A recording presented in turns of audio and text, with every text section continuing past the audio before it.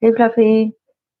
I cannot see a thing if I'm not looking at here, except when I'm reading the cards. It's because I have the reflection of the daylight, and I cannot read what says in here, so I have to look at the other side. How are you guys? I'm looking at the palm that I have in my hair, but like always, I wash it. I washed it yesterday, and this is how it came out. So there's a lot of humidity because it was raining. This is why I'm here, because there was a lot of raining and thundering. So I was like, I'm not going to go upstairs. So I'm here. This used to be the place that I initially started recording, but then this turned into a kitchen, a tiny kitchen that I made, that I'm using at the moment as a kitchen. And you know that I do the tarot readings upstairs.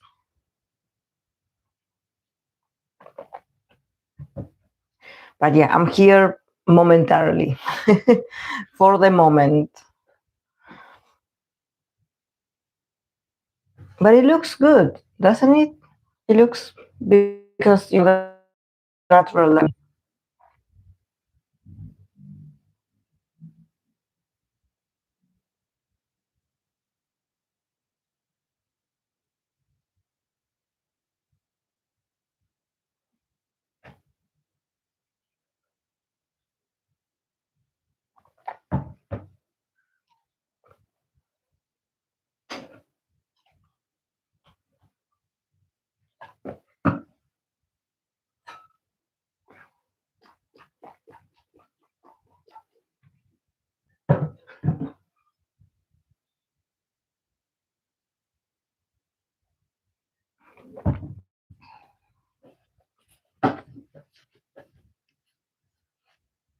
Mm.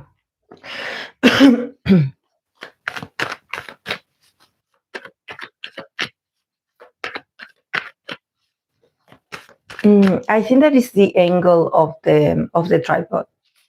Actually, this is why I moved upstairs, because this place is very narrow.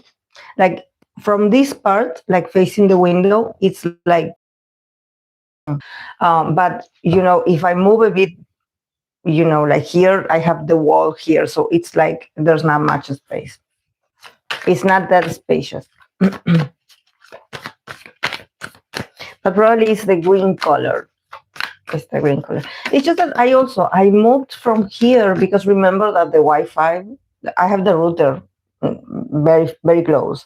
But that I used to have problems. I initially started having problems with the Wi-Fi, especially when I would do live streams, when I started recording here in this room. And I have no idea because the door is open. The router, it's a few inches away. So I don't know like what is going on.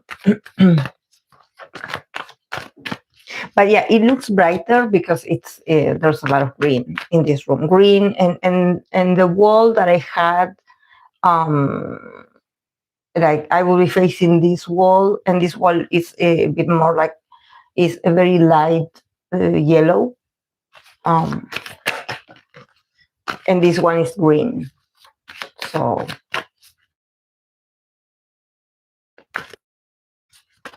but yeah, probably, I don't know. Let's see how we go with the Wi-Fi.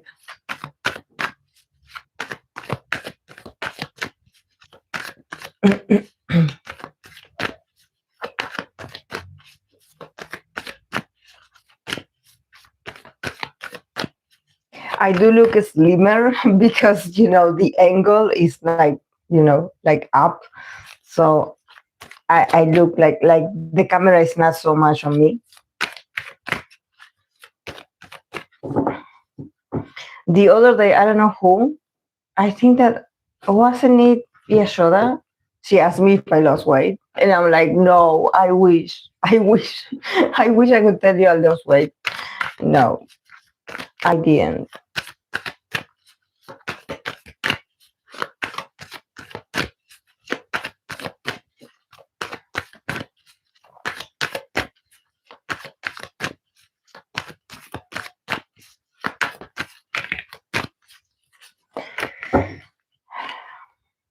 It's not so much my face, it's more like I notice the weight gain. I notice this on the lower part of my belly and then on the legs, definitely. Like it's unbelievable how much I accumulate, like I would say fat on my thighs, because when when I was in my 20s, like I was so like my legs were my thighs were so skinny that I would have never guessed that I would have it like meat, literally.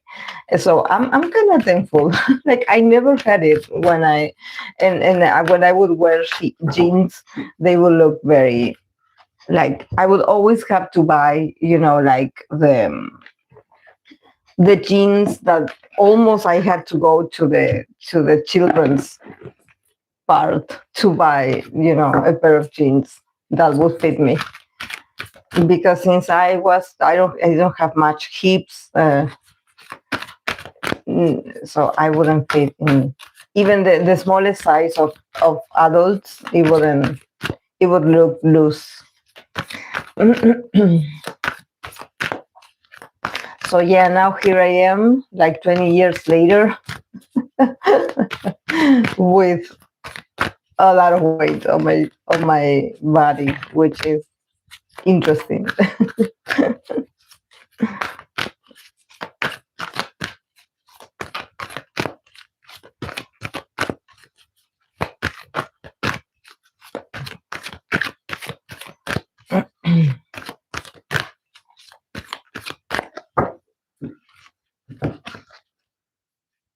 Uh-huh.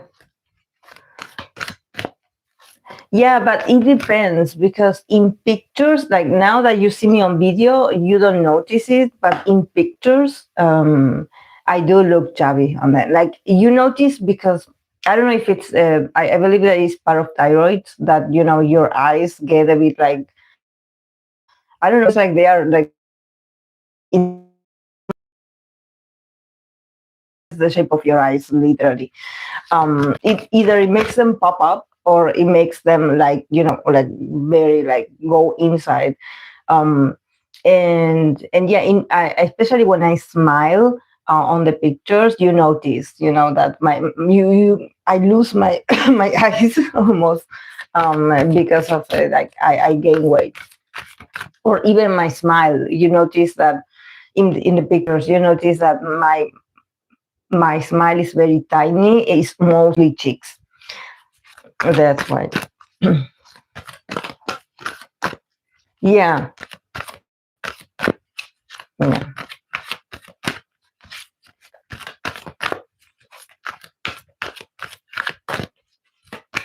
I think that also, for anyone that maybe, you guys, not just for speaking, but I think that, for me, um, to somehow get a better relationship with my image, because I'm someone that I never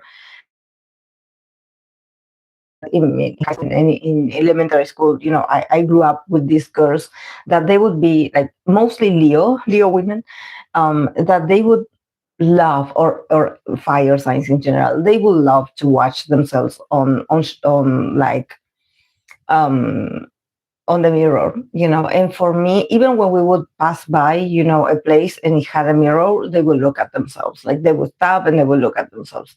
And I never was that kind of person to look at myself in the mirror. I think that I do it before I go out, or I do it, just to make sure that everything is in place, not forgetting something. But I do a very quick check and then I move on. I don't like to look at myself in mirrors. I'm not. I just don't. It's like I see myself, but I sometimes don't recognize myself, or I don't care. Again, we start with the problems with the internet. Um, and as I was saying about me not liking to look in the mirror, or the reflection in the mirror. Um,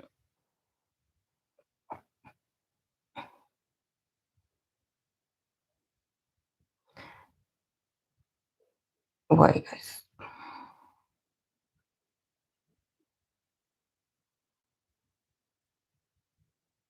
Um, so um, so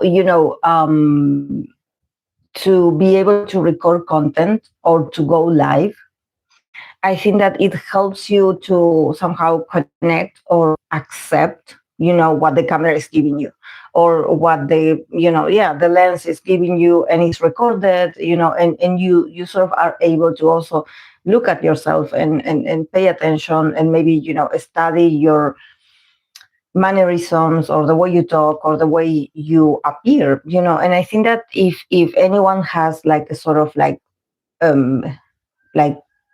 not an issue, but if there's something about your self-image, or if there's something about you, like me, that I'm like, every time someone shows me a picture, I'm like, oh yeah, that's cool, but I don't want to look at it. It's like I don't, I don't feel it like I need to look at myself that intensely.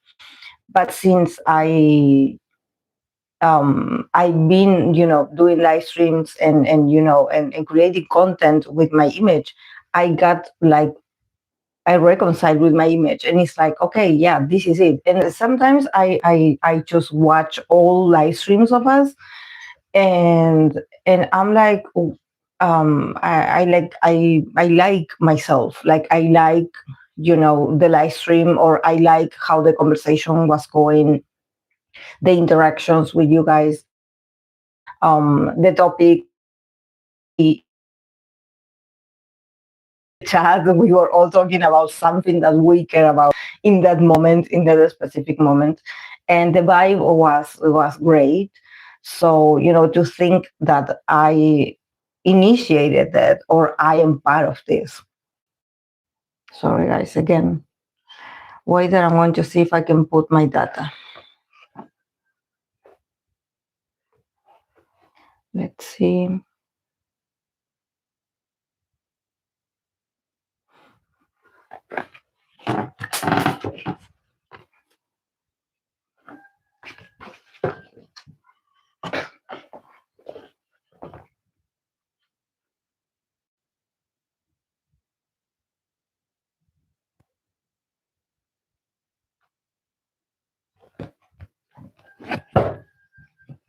Yes, for sure, requires a certain level of confidence, even if nowadays there are a lot of filters and stuff, even when filming. But still, yeah, for me, is like I pay attention to the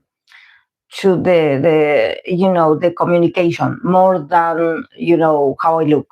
I pay attention to the body language. I pay attention to you know um, a lot of those things. Um,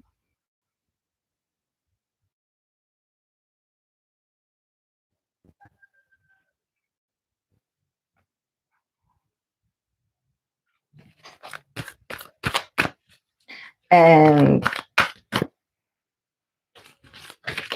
and that's for me, it's like important to, because when you do have the content, or when you have to record it, and when you have to edit that, and when you have to work, and you see the growth, so even if I think that maybe if someone wants to, I never done this myself, but if you want to like record yourself, like sort of like doing like I don't know, not a blog, but it's like a diary about your journey. Or if you want to record yourself, like talking to yourself, like, okay, this is what is going on, this is how I've been, and it's great for me. It's like I do this to study myself. Like it's really interesting. Um, and also it helps you in if you have work, or if you have roles where you have to speak up, when you have to do speeches, or when you have to talk to people, or when you have to do presentations. This helps. So if someone wants to start their channel, and if you're not sure about this, do it.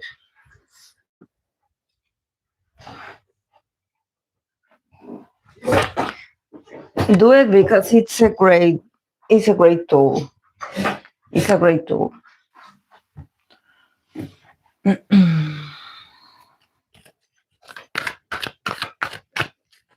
Mm.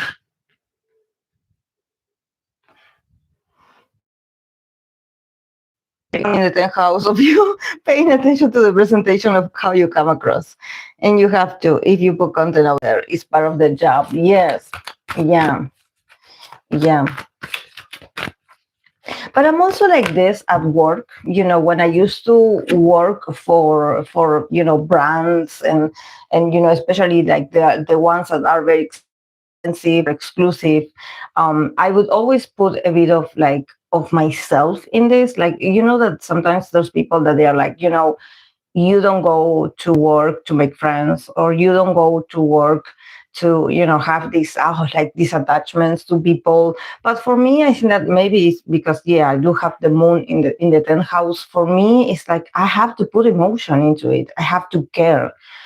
Something inside me has to move. I cannot, if I represent a brand, I have to study it, and I have to really bring the sentiment with me. I cannot just be, just like a robot, talking to people and repeating phrases, and just being very in automatic. I cannot, I have to bring myself out, with emotions and all, with moods, and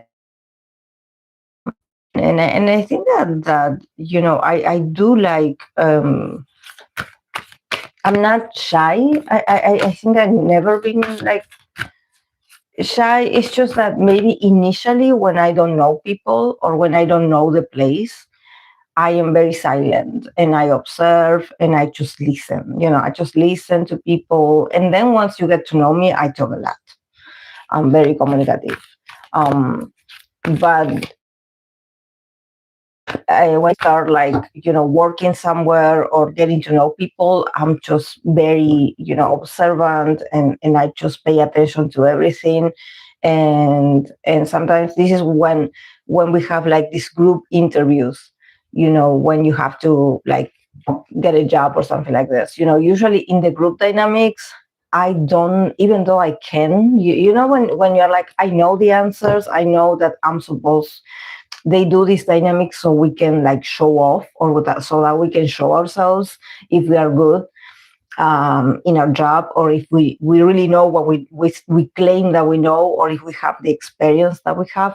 But when it comes to groups, I always let like the ones that I feel like their energies are very, very like needed. I've always been like this. Like when I have to work with people or associate myself with people that are very like desperate to show that they know, or to show that they got it, or to show that they are the best in what they do. And I'm like, I'm competitive myself, but I let those people, it's like, you want to take the wheel, take the wheel.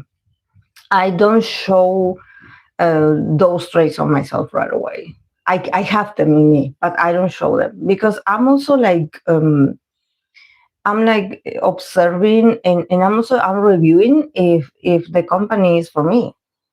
I'm always thinking like, I'm an asset. I have my talents, I have my abilities.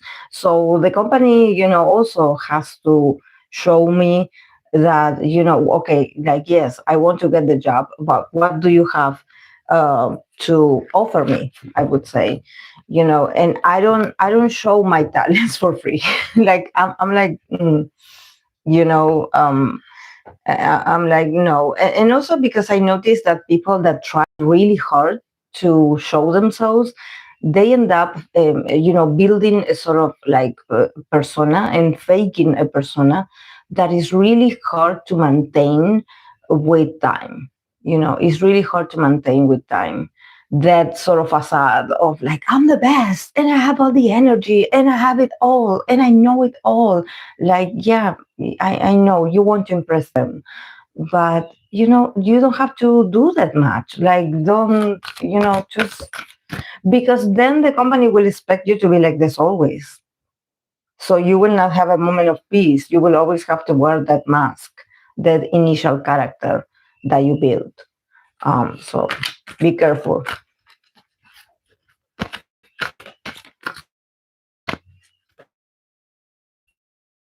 Yes, I'm observing quietly and politely, but then when I feel comfortable, I can shut up.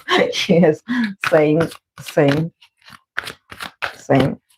Uh, but I understand that, also the companies, they do these sort of things, when they put pressure on people on like, okay, guys, it's showtime.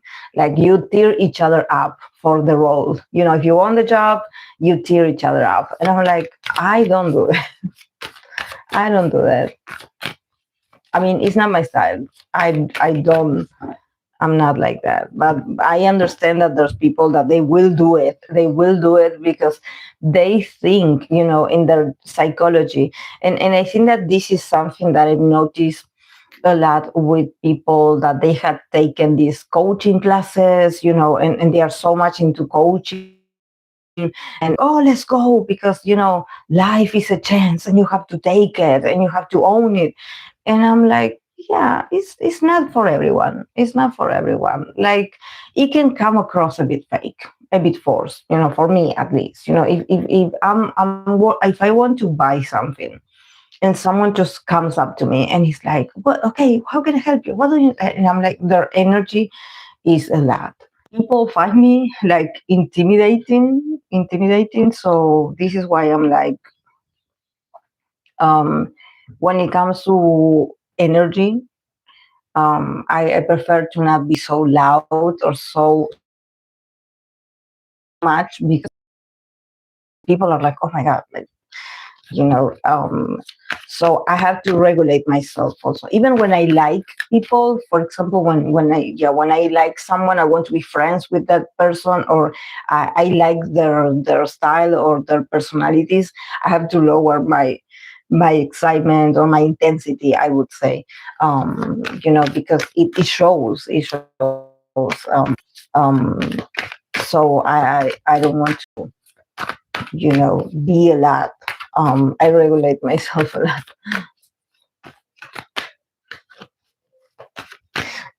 That's why I don't work in the corporate world. I can stand this atmosphere. It's a choice and reduce opportunities. Yes, but I never regret it. The way this. Wait, guys, I want to see if I can put the data on.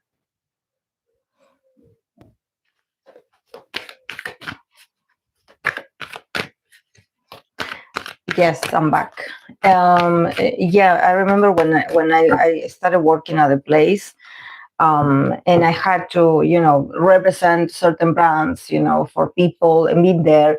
And in there was this girl, a girl from Venezuela. She was working in there, and she was in another side of the store, but we would work in the same, in the same, I would say, salon. And she is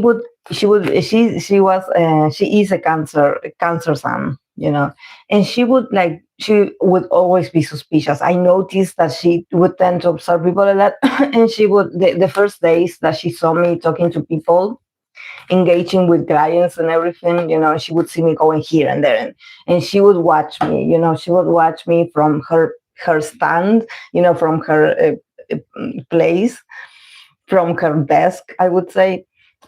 She would watch me, she would watch me. And then, once we got close, she would be like, "Are you always like this?" She would ask me, like, "Are you always like this? Don't you get tired of being like this?" And I was like, yeah, I'm always like this. Like, I'm very proactive because it's my job. I have to keep the energy up. I cannot be all sad and depressing while trying to provide a service. I have to have the energy up.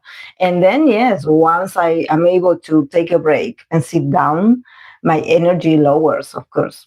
Of course. It's not like I always sustain it, because yes, it is training. It's like performing. It's like performing. It's the same, is I imagine, I always, when I think about idols and actors, or mostly idols, I think about, my role as a sales representative. That is like this. I have to keep, a certain speech, a certain attitude.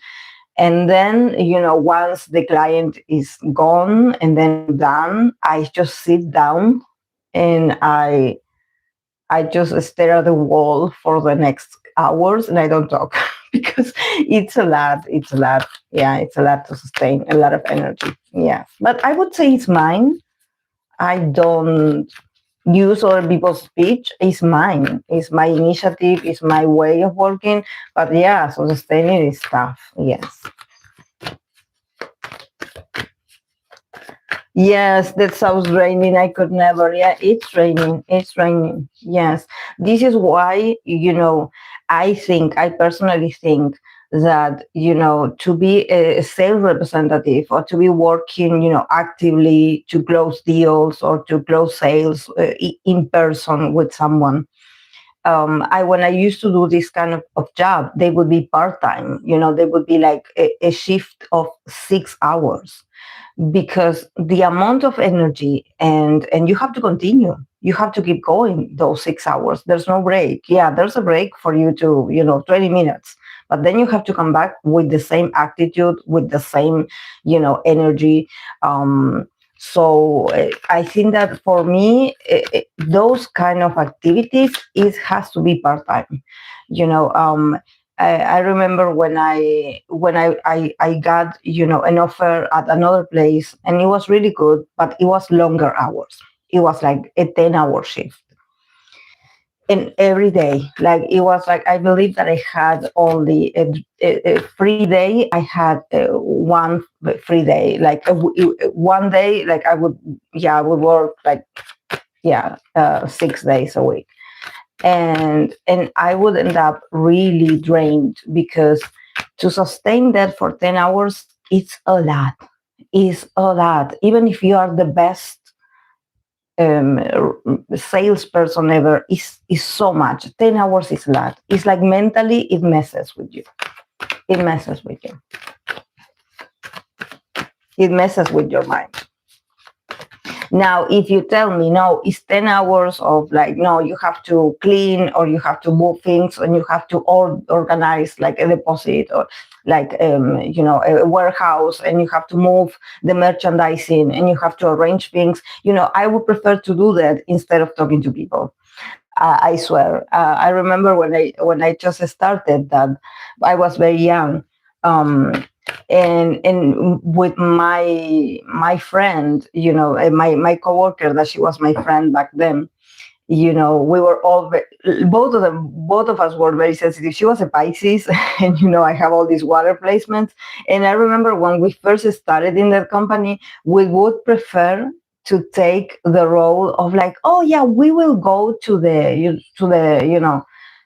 back room or to the deposit or to the warehouse or to the place where we had to arrange, the merchandising or the packages that will arrive.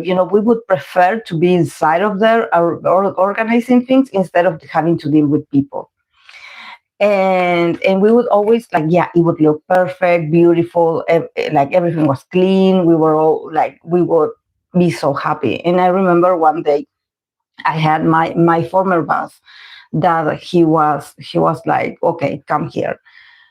And I was like, oh, don't you like, how we arrange things, everything is clean, the guys and the girls can, have free, like a really good access to the merchandising.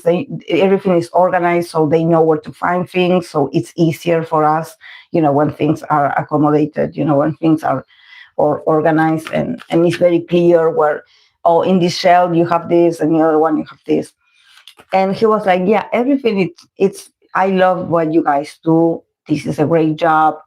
I love it. But you have to sell. You have to sell.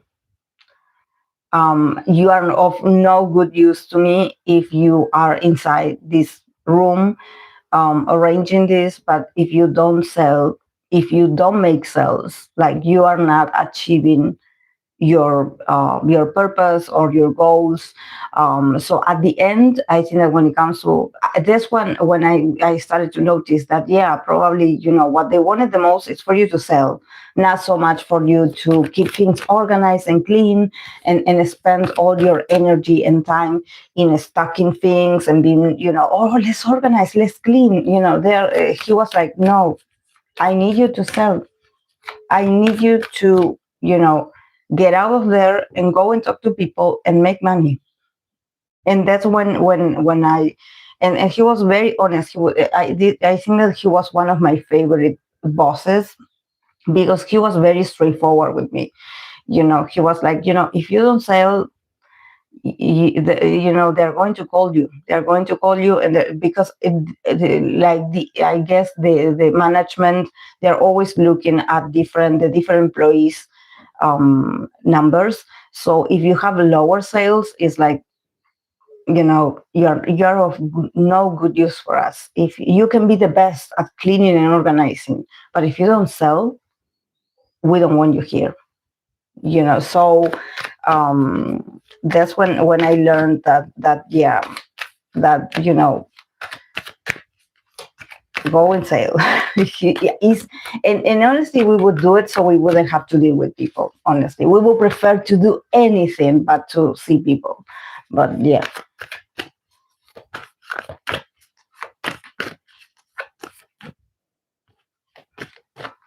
My problem would be to not lose my temper with disrespectful clients. Oh, I my first shift after my 2 week vacations, I almost cursed at the customer because she was driving me insane. Yes, they do that. They do that. I never had like an aggressive encounter with customers. But I remember once that it was very, it stuck in my mind because actually it was an American client. It was a guy from America, a man, an American man. And I remember he was like tall and blonde, blonde hair, and he was like huge, tall, And I remember I was with another client. He wasn't even my client. And I remember that he bought something, and he my actually my coworker was the one that closed the sales and everything. And I guess that when he went to the cashier, to pay, there was something wrong about the price. He was like, I saw that the price was lower. Like, this is not the price. Like, you're charging me wrong. This is not the price. And when he came back, to the stand to see, if he could see the price tag on the stand, and I guess my coworker, she would have taken it, like, she got rid of it. She took it, so he wouldn't complain, or so. I don't know what happened, but it was gone. The price tag, it was no longer in that, associated under that item. So he started, like, and I was just with the guy, I was just waiting for him to make his mind about deciding if he was going to take, if he wanted to buy it or not. And he started, like, talking to me, like, in a broken Spanish. This is why I knew that he was American, because then he started, like, cursing at me in English. And he was like, he really was really aggressive. He was shouting at me, like blaming me. He was like, where did you took it? You took the price. You rip it off. You rip off the price. You took it. And I was like, standing there minding my business, were like, it wasn't me. I didn't. I never, like. This is when you definitely see that for some people we all look the same, because I wasn't with him, and he was, like, really, like, getting aggressive. Like, this is why I was like, I noticed that he was a huge guy, because he was getting very close to me. He was shouting. And the guy that was, I was with him, he was my client. He told him, like, guys, slow down. Like, you cannot talk to her like this. That was, like, the most, like, a scary moment that I had with the client going violent. Because it wasn't my I didn't do anything. Because if I would have said it, like, oh, okay, yeah, I saw it wrong. I'm sorry. We will charge you whatever. But I didn't do it. He wasn't my client. He wasn't. And he was a huge guy, tall and huge. Many customers currently have lost the sense of reason. No basic logic will go through to them. Like, how can you act like that and think you're right? The entitlement. Yeah, and also a grown-up man. Like, I was just a girl, like, why?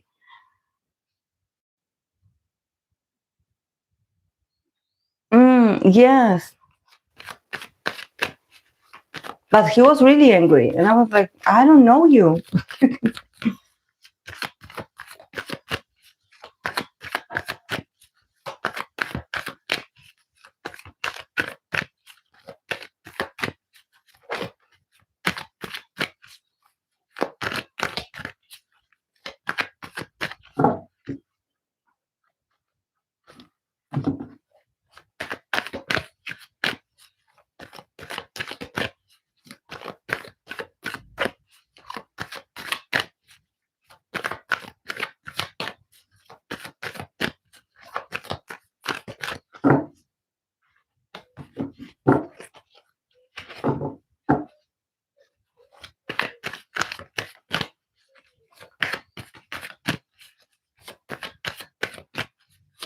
Okay, guys.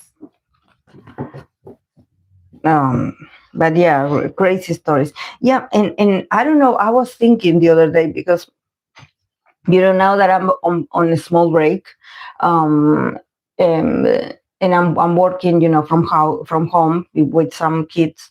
But I was talking to a former, a coworker of mine, and she was like, "Oh, if we need people, like, do you want me to call you, like, especially for the holidays and everything?"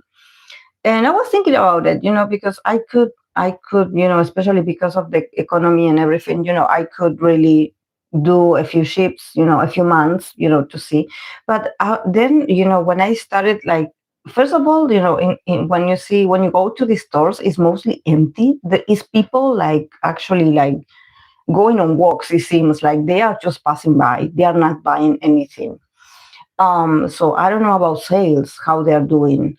And also I was thinking that nowadays on TikTok, like everyone makes like a story time, or everyone start recording everything, like when they have, like when there's a client that they are like, oh, they treated me poorly in there, or they did this to me, and they will pull out the phones and they will really like start recording you.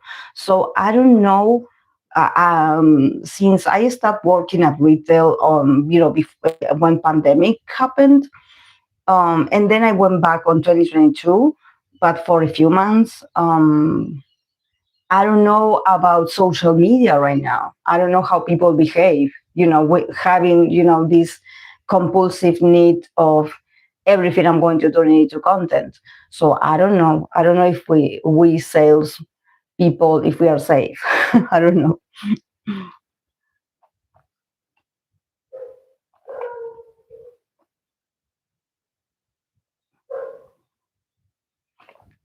Oh, I'm going to. They are the first on my list, Chacharlino.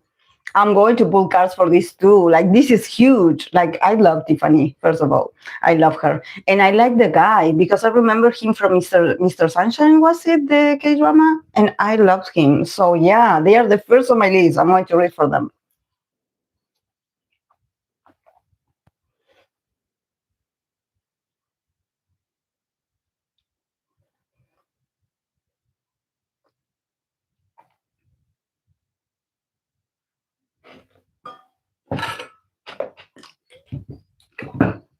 I told you guys I'm going to read for people that are confirmed. If they confirm it themselves, I'm pulling the cards. I'm pulling the cards. Don't worry.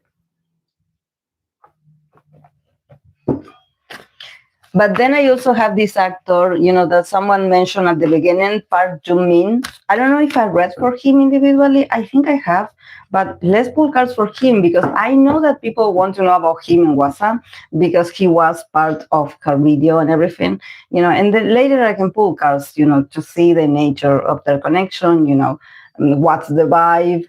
But yeah, let's see. First, I'm going to read for him as an individual, about how his year is going to do, because, this is the thing. This is why I want to stop doing like this sort of like rumor couple, not rumor couple. It's more like, oh, they work together and we think that they're dating. I want to stop doing those because sometimes when you do this, it's like you take away their individual achievements in the sense that people stop thinking about the individual, the actor, the actress, the idol. They stop seeing them as individuals of value, more like, oh, I want them together. And if you are going to read for them, I want you to read for the two of them together because we think that they're dating. And and I think that is very, like, it can be fun at some point, when you're like, oh, let's see the vibes, let's see what they think of each other, but not to the point of you making it their entire personality.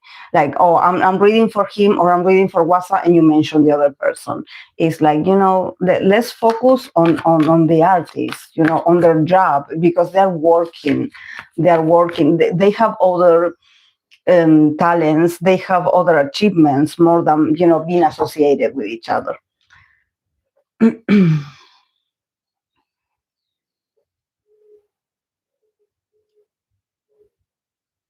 Did you get people asking? Yes, yes, I did post a video on Patreon and on the on members, for the members.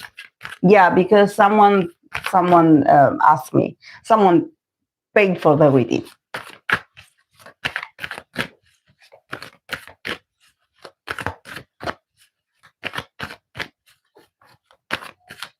But yes, yeah, and they will continue. if people are like, oh, I think that this is happening. No, guys, this is the beginning. We are still not in 2026. It's going to be, if it's not about this, it's going to be about something else. Wait and see. Wait and see. Like, I wish I could tell you that people will come down and that they will behave. But honestly, I think that for BTS, like from the reading that I got, for BTS is a great opportunity to speak up themselves. When they were in the military, or when all those things were happening, and people making assumptions about them while they were gone, and rumors and speculations, and now the guys are back. Now the guys are back. The 2026 is them, is going to be theirs. I think that someone was like, oh, but will they be successful? Of course they will be successful, But what I got in the reading is that probably there's going to be a fandom cleanse. There's going to be a fandom cleanse. There's going to be, some people going. Yeah, I see it. But this will not be missed. I think that is a sort of restructuration of the fans, and I think that probably the guys are willing to face the consequences. They're like, okay, we will lose a few people, but, just, take your money with you. We don't want you here. Because, they will have their chance. They will have the chance to speak up, and I think that also, if we think about the energy of the Knight of Swords, for them, it's not that like I'm defending myself, no, it's more like I'm speaking up. I'm telling you like it is, with no filter, with no manager representation, a statement from companies, a statement from whoever. No, it's the guys themselves that are going to set the boundaries, and they are going to, tell very harsh truths to certain people's faces, because they don't get it. They don't get it. They keep pushing, and they will keep pushing in 2026. They will keep pushing. The guys are tired. The guys are tired. Why? Because it seems like this feminine energy, it could be some parts of the fandom, they have money. They have money, they have influences, they think that they have like a privileged somehow sitting position, I don't know, where they can go to the guys and be like, guys, we want to ask you to do this or to not do this because we think that you guys should do this. And the guys are like, no, things are not going to go the way you want to. I'm going to do things the way I want to. So I think that is necessary. It's part of the growth. It's part of their maturity. It's part of them changing. And I think that is great. I think that is great because I don't see them suffering nor being like, oh my God, I'm so worried. No, they are ready. I think that they had been quiet for so long for so many reasons. And now in 2026, it's like, I'm going to tell you like it is. Just like, I'm going to be very honest. We don't want you here. We don't care what you want. We're going to release what we want.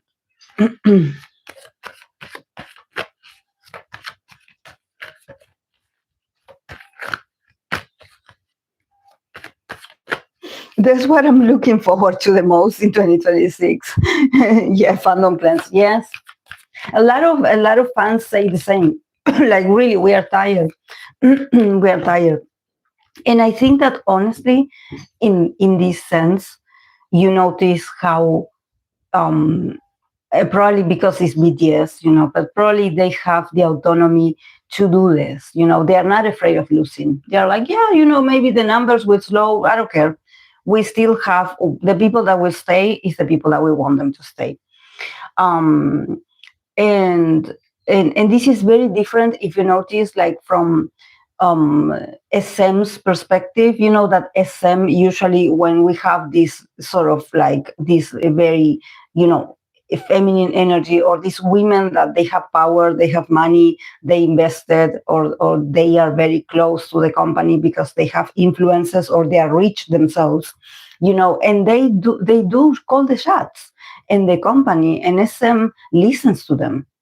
SM listens to them, and they fear these fans. They fear losing these fans because maybe, yes, they put a lot of money. So the SM is like, no, we don't want to make these women angry. So let's give them what they want. In the case of BTS, it seems like the reality is very different. They have probably, things are more in their favor, and also I think that they are more proactive about taking action and being like, we don't like this. This is why we're talking, because we are speaking up because I don't feel comfortable with this kind of behavior. I don't feel comfortable with people like this, and I want to talk about this. It's not that they're waiting for the company to say something. The guys want to speak. Yeah, SM is really cowardly. Yes, they fear losing those like the rich Nunas. They fear them.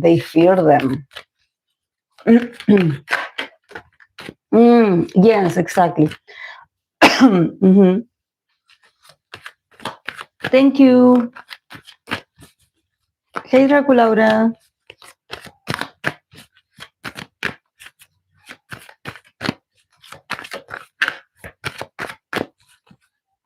Yeah, I don't know about the other Hive,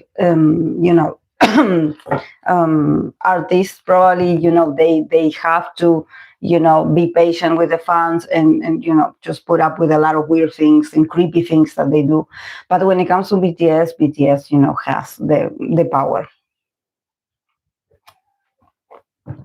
And also they have very intelligent, RM is very intelligent, Jung is very intelligent, like all of them are people that the older they get, the more they study their impact. It's like I think that they really get to work, they really get to study, their influence, what is going on with them, how they can be better. I see that they probably must be people that they don't rest. They don't rest on their success. It's not like they are like, okay, now that we are here on the top, that's it, we just get comfortable. No, I see them studying a lot, and maybe finding different ways to make their impact probably more positive, and not for this to turn into a cult, literally.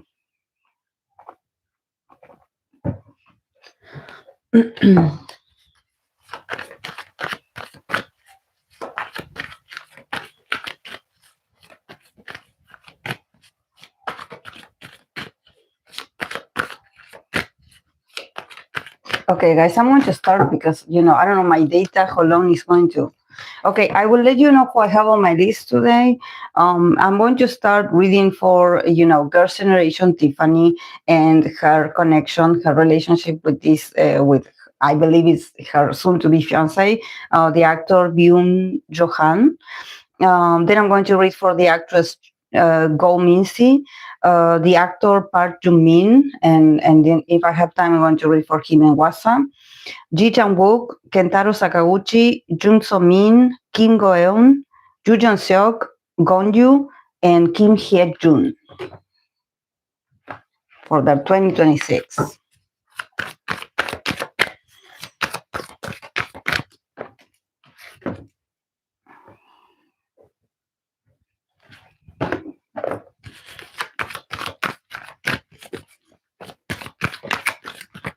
Thank you guys for the likes.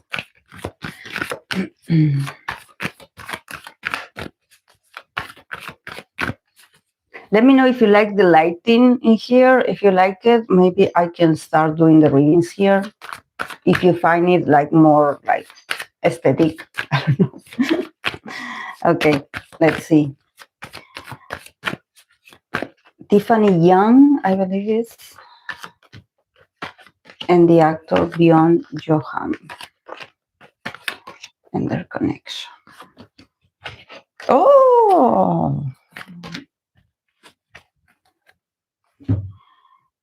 yeah, there's could it be that there's a wedding already? I know that they said something about this, but I can kind of see it. I see it. I mean, they're so happy, and they will continue to be happy together. So I think that whatever they do is to sort of, improve their happiness. And also I think that there's a lot of happiness coming from people. Like everyone is happy about this. So yeah, let's see, from Tiffany's side, we have the Eight of Swords, we have the Hangman, and we have the Eight of Pentacles. Then from his part, we have the Two of Cups, we have the Chariot, and we have the Six of Cups. And then the connection, we have the card of the Ten of Cups. Look at this, beautiful. And then we have the card of the Justice, that in here, in this card, it says detach, justice.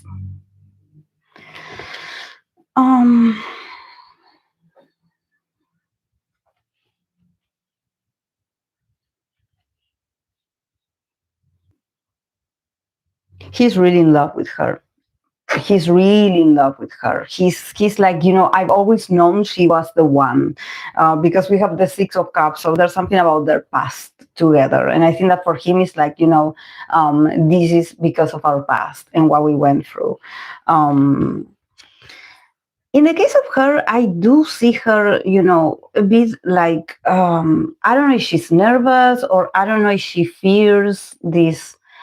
She has a lot of, like, I think that her energy is a bit stuck. We have the Eight of Swords, we have the Hangman, and we have the Eight of Pentacles. Definitely, there's a lot of work to do from her part. Also, a lot of limitations coming from her mentally. Like, I don't know what she fears. I think that probably there's something about work. There's something about, her having to work on the relationship and having to work on herself, because I think that there's something about her just being a bit like, it's not about her not being sure, but she's afraid of something. And probably, yeah, maybe it has to do with work, maybe with her, having to stop working. There's something, I don't know about Tiffany's activities, and I'm sure that she's doing well, but she's worried about work. She's worried about, has she been like in sort of hiatus for the past years? Because there's like something stuck in her energy, that she's like, I don't feel like I'm productive or I'm producing like I used to. And maybe there's something about money that she feels very uncertain about, like, I don't have enough, or I haven't been working a lot, and that worries me. I mean, I do see her working, on herself, and probably, maybe she has like, there's going to be something that is going to unlock, and maybe someone is going to be like, okay, we want you on the show, or we want you to coming back to work for us, so I see the work being reactivated in her life, or activities being reactivated, because there's something about her just being stuck, just not being able to move, and not being able, or maybe she has like higher standards of what, she should be doing, or what she should be doing with her money, or maybe her feeling like, they don't call me anymore. Like, I used to get a lot of propositions. I used to get a lot of, like, deals. And now I feel like, everything has gone silent, and it worries me. I'm worried. I'm worrying, about not being working that much. And I think that this sort of,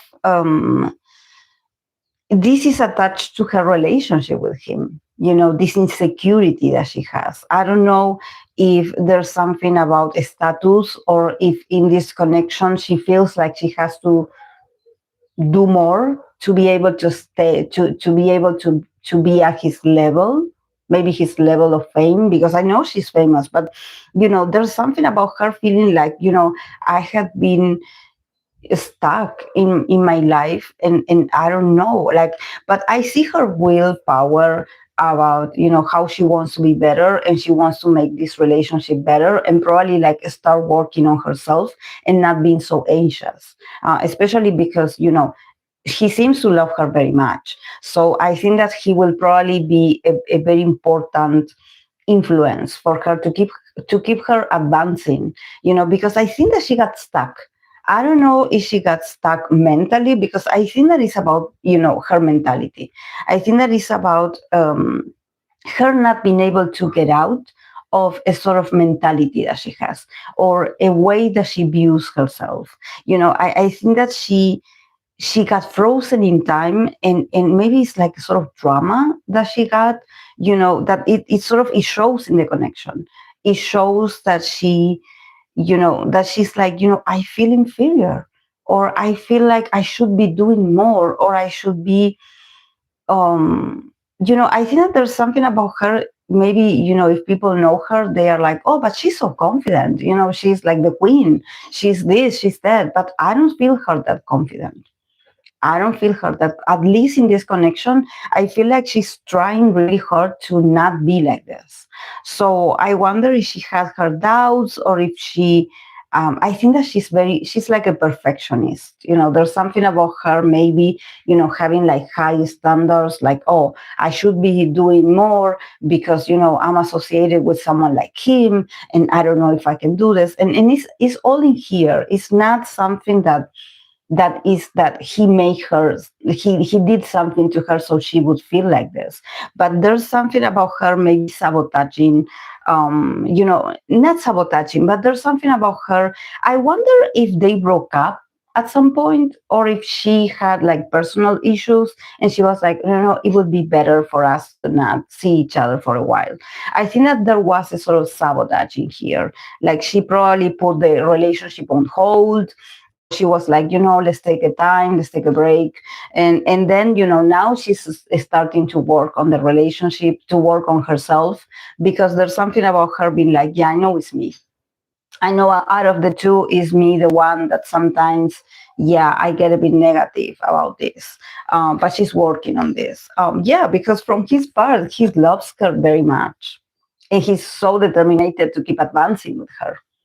There's something about the cards, him being like, it's always been her. Ever since I saw her the first time, I got, if he got stuck in a moment, his moment was when he first met her. And it was her all along. And it was her. It always her. So he's like, I'm going to keep advancing. And I think that this is great because, he has the chariot. So there's something about him keep advancing when actually you have someone that is a bit stuck.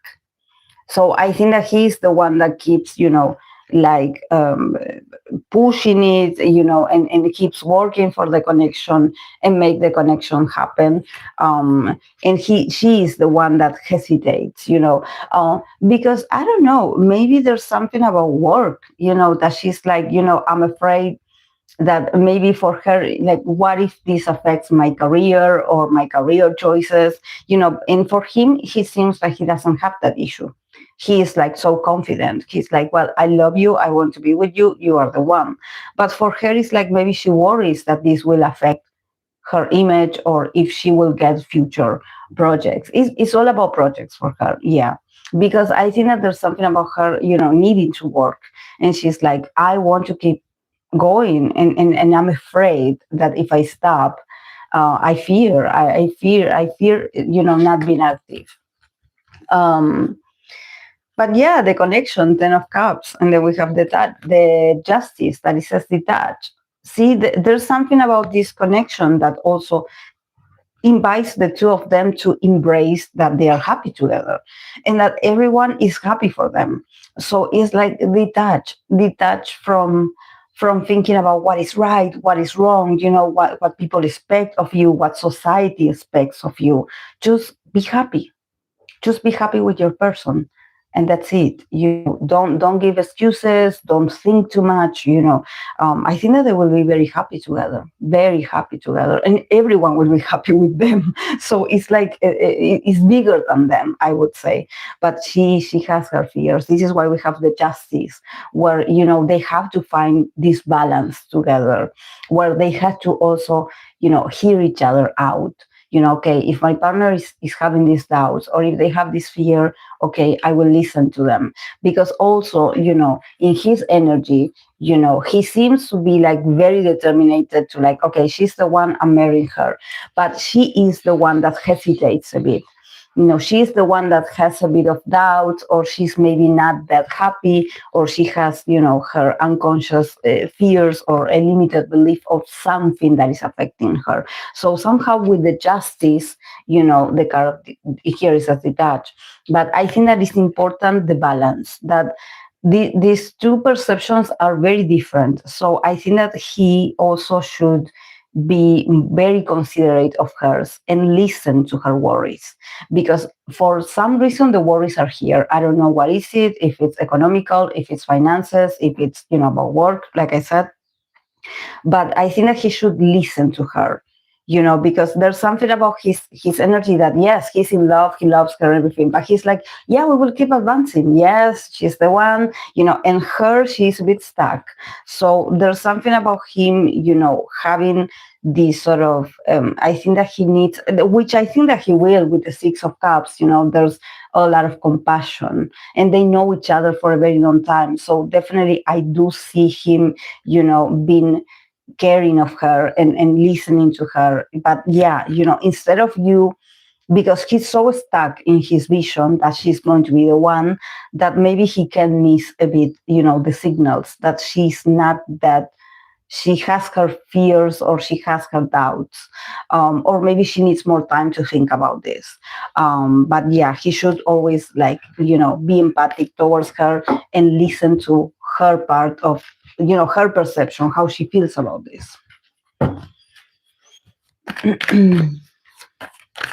Hey, Hope.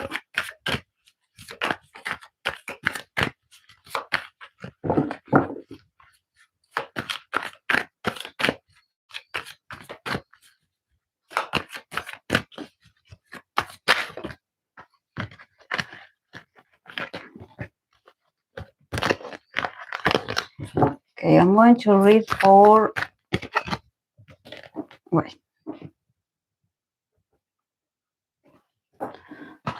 I'm going to read for Park Jung-min, the actor, and then I'm going to pull cards for him and Hwasa, since everyone is asking about them. But first, let's see his 2026.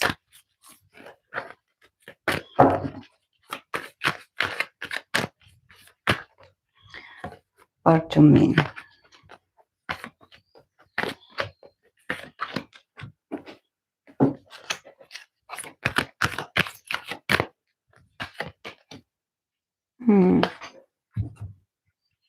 There's something about his work not being that stable. Even if he really tries,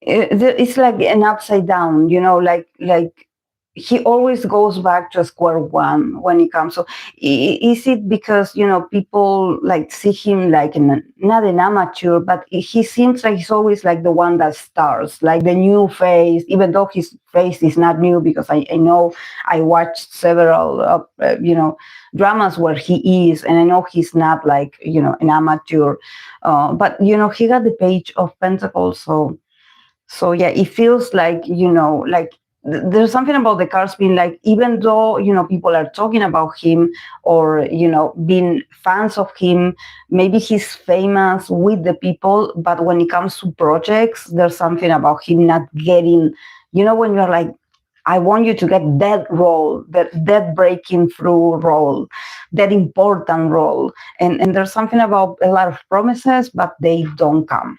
The proposition doesn't come. It's like they play with him. It seems almost like they get his hopes up, but it never comes through. Okay, for him, let's see the Page of Pentacles, the Five of Cups.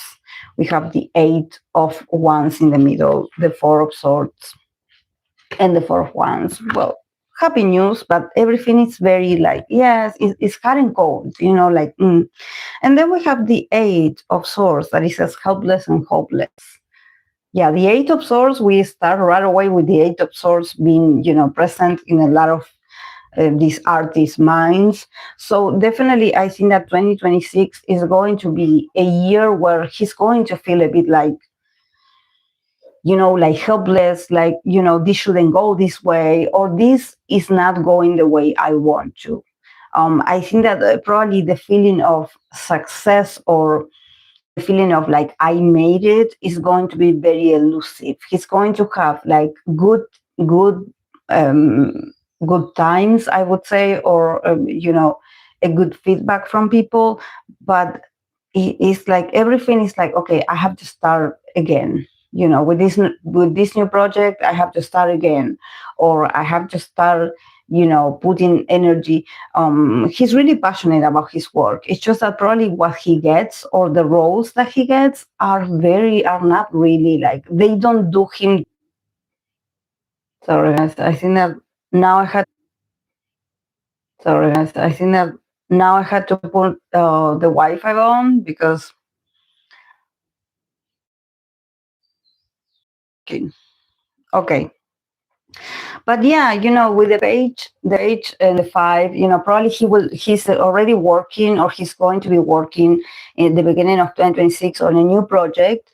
But I think that, yeah, it's something very new. It's something that he has to, emotionally somehow, accept that, maybe it is not a great choice. Maybe K dramas are not going to be that. Oh, then I have to refer the scene of K drama in general for 2026. But yeah, for him, it seems like, yeah, I sign up for this, but it's actually looking a bit like, I will have to, start all over, or I will have to, start from scratch with this, because there's a sense of like, I don't feel confident about this project.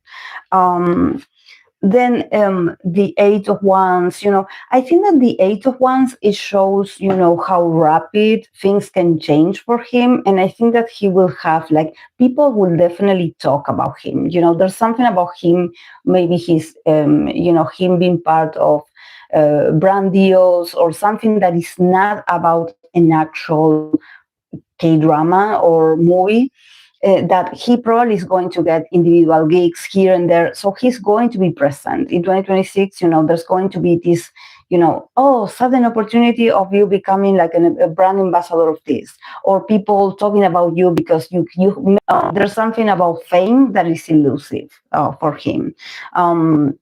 4 of Swords and 4 of Wands. But I think that he's going to enjoy this, because actually there's something about him, maybe enjoying things not being so chaotic for him. There's something with the 4 of Swords and the 4 of Wands that is like, I prefer to have, moments where, I have things to do and then I can rest as well. I don't think he has to worry about fame or recognition. I think that he can have good times. With the 4 of Wands, I think that there's something about him, people really liking him, and him, the thing is that I don't see like a winning or a recognition from his actual work. I think that is more about presence. People enjoy to see him interact with other celebrities, or being at certain events and having fun, and even going to people's weddings. I don't know. I think that people just love to see him socializing or being participant of these sort of award shows. Like, people love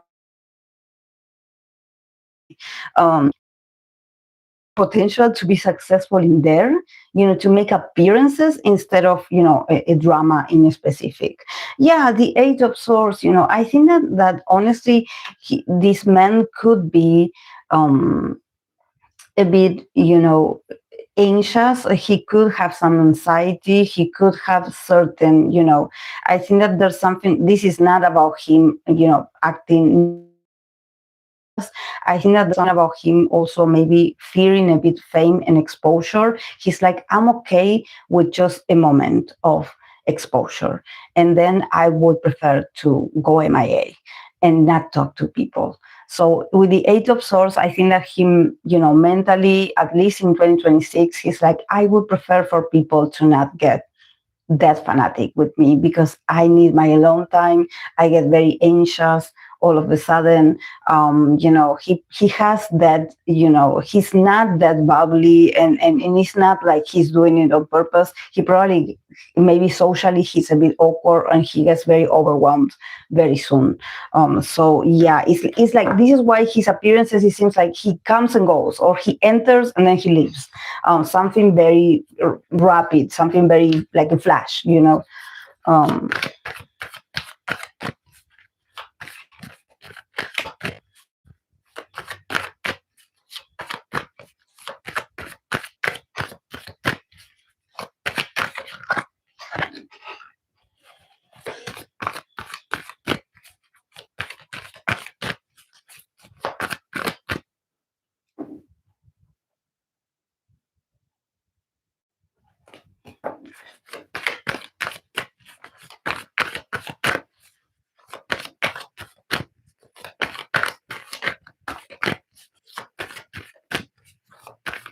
Okay, I'm going to pull cards for him and Hwasa. Let's see their connection, since people are so curious about them.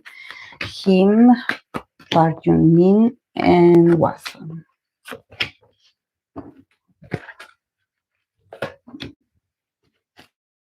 Yeah. Yeah, see their energies, and also from Hwasa's part. From Hwasa's part, we have the Three of Cups.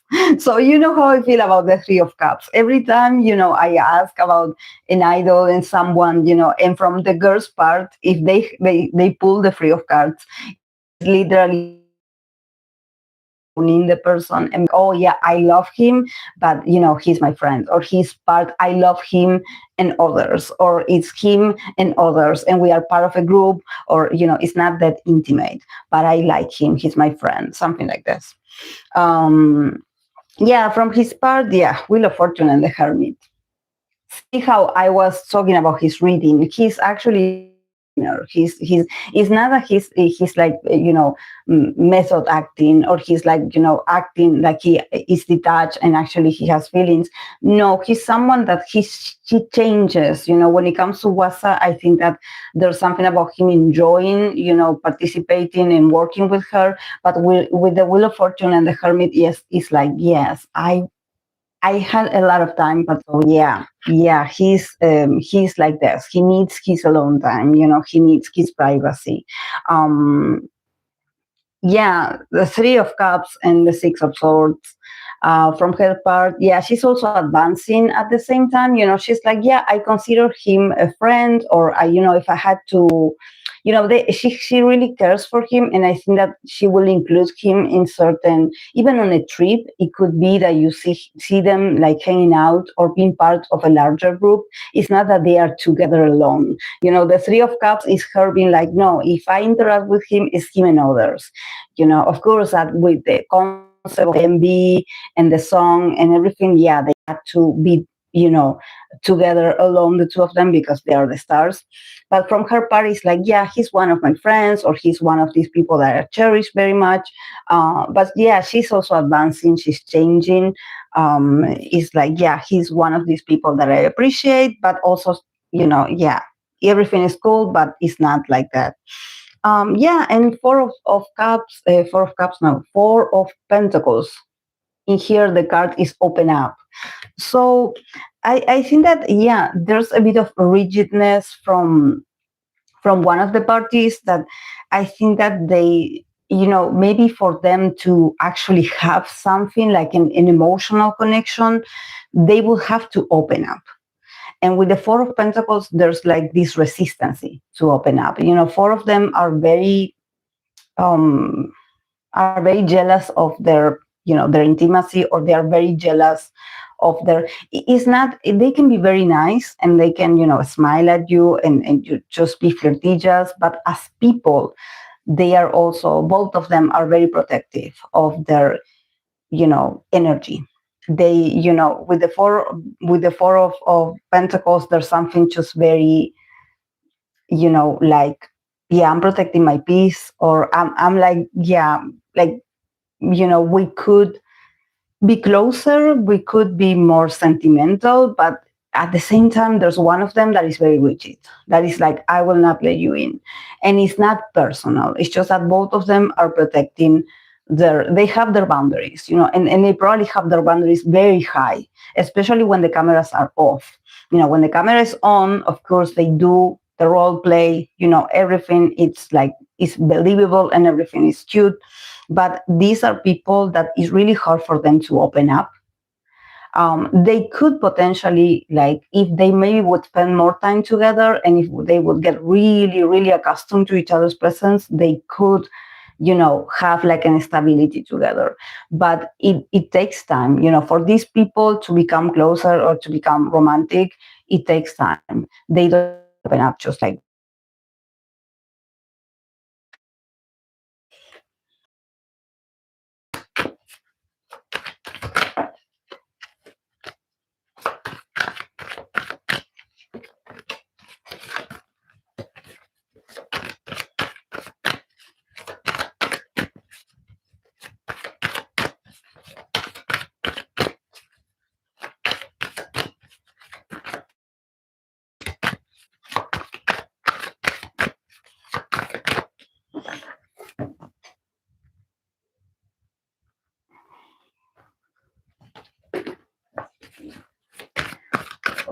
Let's see for Minsi, for her.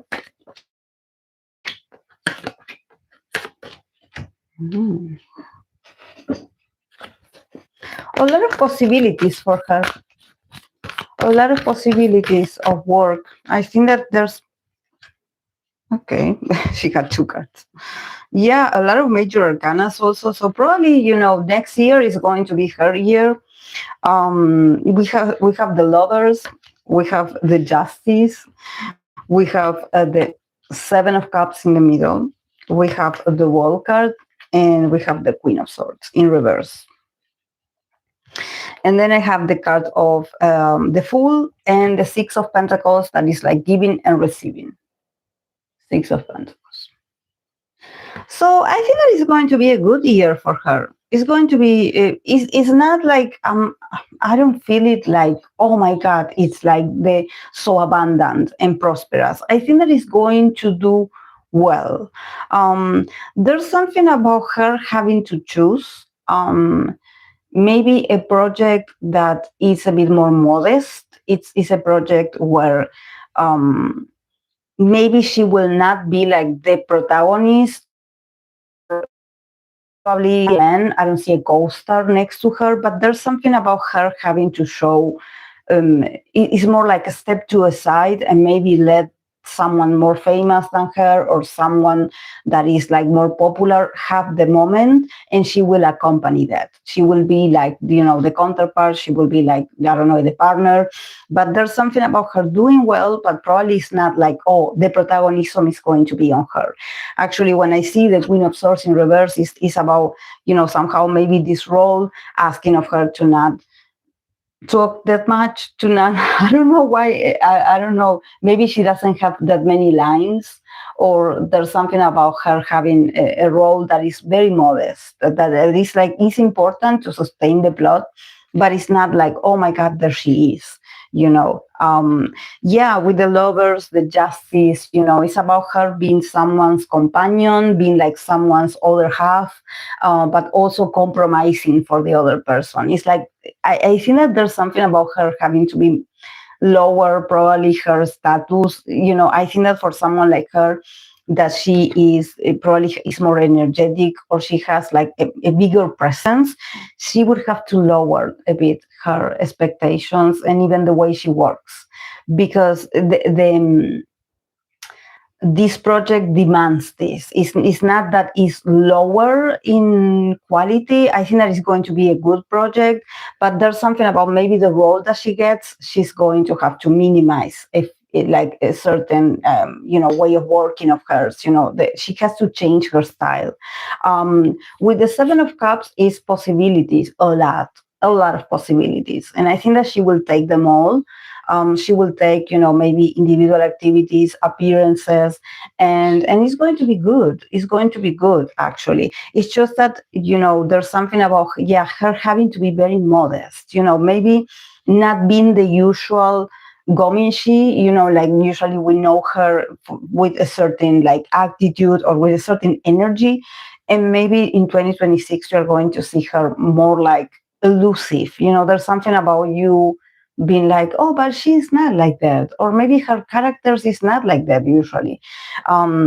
Even it could be even her being a bit silent, with the wall card and with the Queen of Swords in reverse. There's something about her evolving in the way she works usually. Probably, I don't know, maybe this next project is more like serious. Is a serious theme. Maybe it's like an historical kind of drama or movie.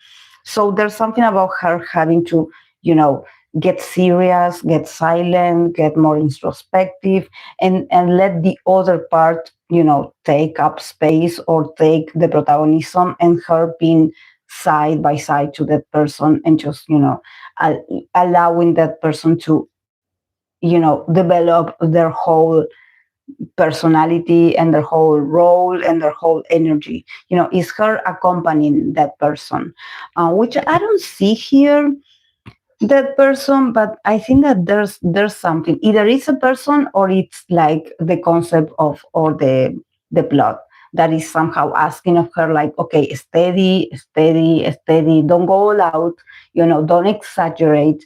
Just be balanced. Be there because they want her to be there, because she's going to be, very attractive. She's going to have all these, you know this presence that you look at her and you're like, oh, it's her. But probably she's not going to be like that talkative or that active. It's more like, probably it's a serious project. Maybe the concept is like this. But yeah, also for her 2026, with the Fool and giving and receiving, it's about her also trusting this maybe new work or this new way of choosing projects that I think that is going to pay off. Is going to be, maybe it's going to be a project that is going to be beneficial for them as a society. It's going to have a social impact, because with the Six of Pentacles, it's like it's serious and it's about giving and receiving. It's about collaboration. It's bigger than her. 2026 is not a year for her to be like, oh, I want to have the protagonism. I want to be famous. Like, no, it's a year of collaboration. It's a year of also not doing a lot. Okay, you part and you receive your part, and that's it. Then you don't have to work extra hours or do extra. You can just relax and be calm, but and also probably, choosing, you know, just going a bit like wild and unexpected, like the Fool, maybe choosing a project that she has never done before, or a genre that she has never done before. So it's all about her sort of being original, and giving her life and also her creativity, giving it another shape, surprising people. Like, wow, we didn't know she could do this or she could pull this off. Yes, she can. Yes, she can. And I think that the outcome is going to be modest. I don't see her like, oh, I'm getting rich. But I think that is going to be really good. People are going to be very proud of her. Being like, wow, she's able to, to transform like this, or she's able to, you know, because she has a lot of influence. Like, a lot of people want her face. They want her on her, on their projects. They want her, but I think that she's going more for like, I want to work with this unknown director, or with this plot that no one talks about or no one knows. So yeah, she's choosing the different. I want to trust. I want to trust that I'm doing something different, not like what I've been doing so long.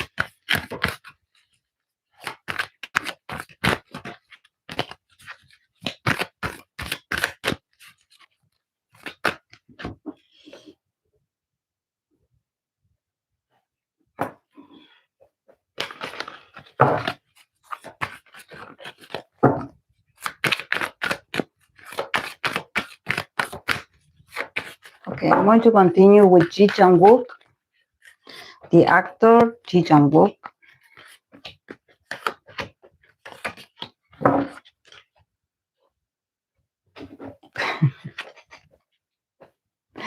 Is Chang Wook getting married in 2026?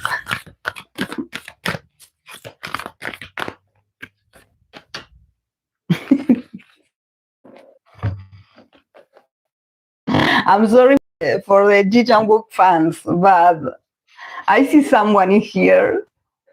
So I'm like, I have to say it. I have to say. Seven of Cups, Six of Pentacles. We have the Tower in the middle. We have the Queen of Wands, and we have the Hierophant. And then I have the Magician that is as manifest. So yeah, a very seeing the Tower in the middle. I'm like, there's something changing in 2026. There's something that is somehow like falling apart, but it's like renewing itself.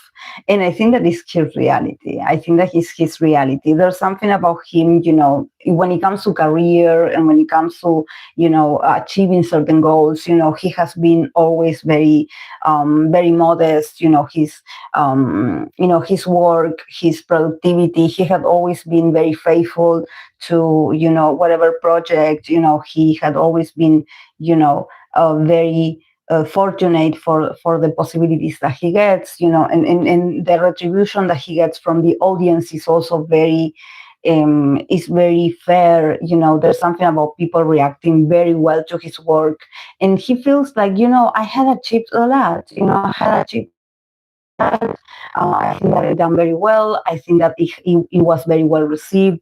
In 2026, it feels like this. Him, when it comes to, maybe a practical sense, there's something about him being like, when it comes to my roles or when it comes to my work, I've always been able to, feel like I had like a very fair exchange, what I given and what I received back. It had been positive, but there's change. With the Tower, there's something that is changing for Chang Wook. There's something that is changing. His reality is changing in 2026. I think that there's something that cannot be sustained anymore. Probably is the news of something that is going to shake the boundaries. Not the boundaries. It's going to shake like his stability. I think that probably there's a part of him that he wants this to happen. There's something about him being like, I kind of want people to know if something is going to it's like, it's because there has to be, there has to be truth. There has to be a room for a new me, or for people to know like where I really stand, my real foundation, and not keep selling fantasies. Because I have this woman in here and she comes with a Hierophant. So it seems serious. It seems serious. It almost sounds like, okay, I'm getting married. This is my wife, or this is my future wife. You don't know her, but yeah, she's going to be my wife. And people be like, whoa, yeah, his foundation is going to. But I think that for him it's like, there's something about him being like, I deserve this. I deserve the change. I deserve to change or rebuild my life. I deserve to have this sort of this breakthrough, this abrupt change of mind. I think that he had always been very devoted to his job and to his work and to what he gives to others. So there's something maybe about him allowing himself to choose differently and choose for himself. This is why we have the card of the Magician. There's something about him with the Magician being like, I want to manifest or I want to create the life that I want to create. And maybe this woman is part of that life. She is important. So yeah, I think that is going to be a very strong, impactful year for him. But he's not afraid. He's not afraid, to lose control, nor lose opportunities. No, he's like, I'm just changing. I'm a different person. This year I want to do things differently, and here it is. Yeah, it is coming with her, and it's serious. So yeah, get ready, guys. Get ready. In 2026, if you hear something, come back to me and give me a feedback. And give me a feedback. Give me a feedback. Give me like, okay.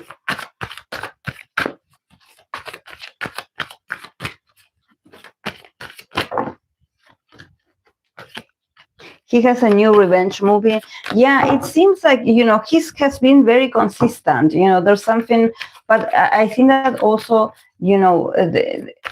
also the roles, maybe there's something, psychological that also is affecting him.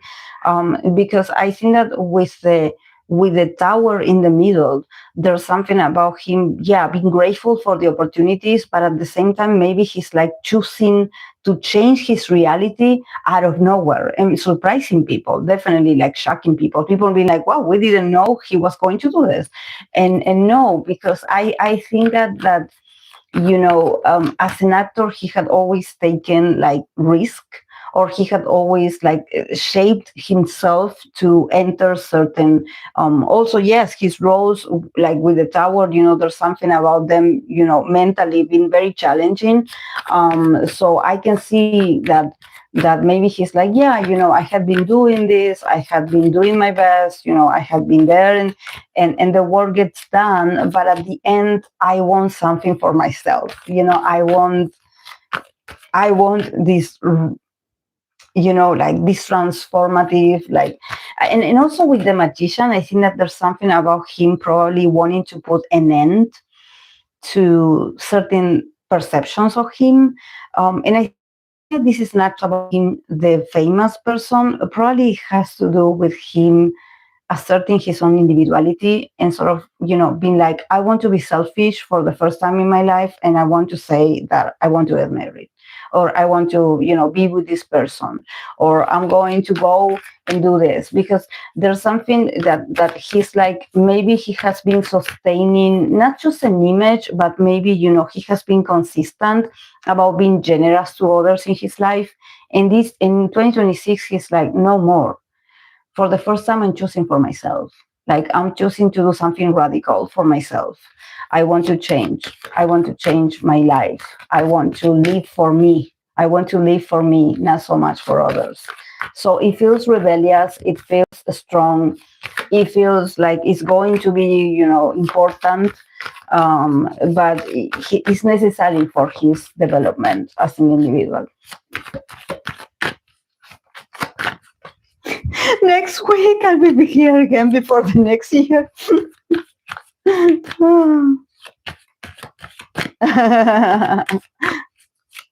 Okay.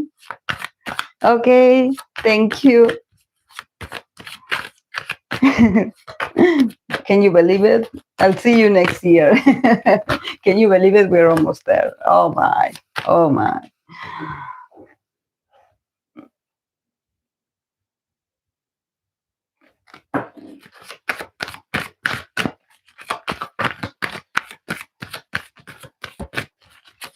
Okay, let's continue with this. This is a Japanese artist, but yeah, Kentaro again. Kentaro. How he's going to do after that reading that I had of him, remember? I came back for you, Kentaro, to read for you in 2026. Let's see. Oh my God, the Kentaro reading. It was epic. You guys have to let me know, like, if something happens, you have to, if you see something and you resonate and you're like, I think that she said something in a reading. That's why I leave the timestamp. So if someone wants to look for something, like just go and because I don't remember, I just move on with the readings, and sometimes I don't remember what I say.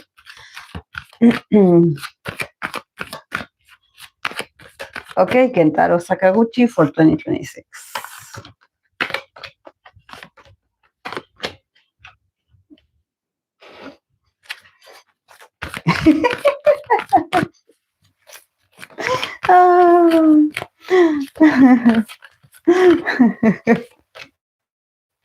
Yeah, he's going to do okay, guys. But it's just that it's so interesting how he enters carefully, and very poetic, just like any water sign guy. If you ever dated a water sign guy, you know how when they want to apologize to you, they come with the flowers and they are like, all, very submissive and just very quiet and very, sweet, trying to, convince you to take them back. Well, I see that this is how he's going to enter 2026.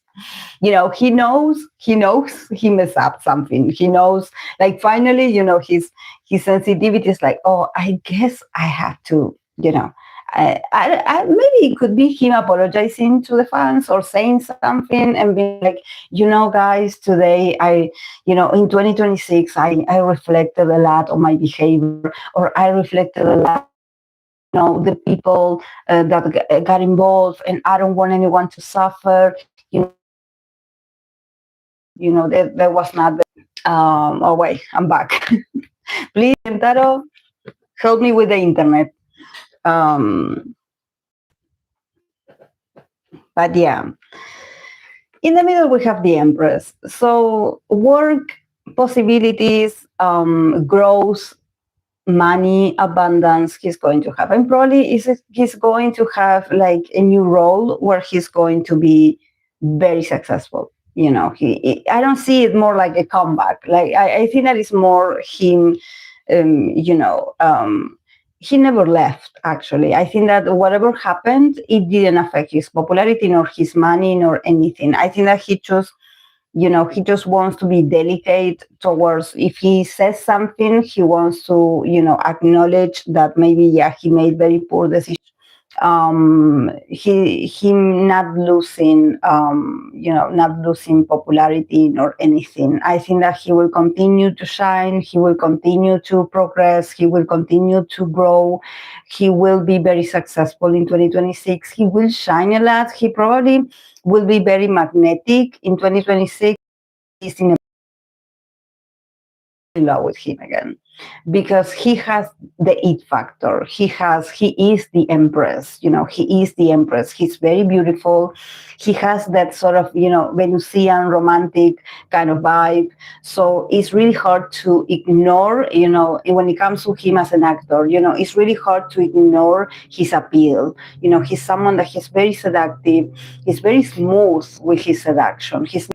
Sorry guys for the bad internet. What can I do? But yeah, he's going to shine. Yeah, and also we have the Hierophant and we have the Two of Pentacles. So I think that probably, he's talking about his company or with an institution being a bit like, yeah, good days and not so good days. There's something about him, maybe his relationship, maybe with the company or with the people that represents him, maybe he will also start looking for another company or another representation. Probably also, sorry guys, I don't know what is going on with my internet again. I have no idea, but I'm trying. But yeah, whatever is going on, he's going to have a very, like, a positive but not so positive relationship with institutions or maybe with brands. Like, he's going to do well when it comes to his work, but when it comes to deals, maybe there are certain institutions that they're like, we're not sure about him. Like, they will not forgive him right away. They will not take him right away. Like, we don't know. We are insecure. So yeah, but he doesn't need it because he actually is doing very well if he is part of a movie or a K drama, not K drama, J drama or K drama. It could be. He's magnetic. If they will want to hire him, it's their loss actually because he's very popular. And we have the three of wands for him in 2026. So it says take the lead.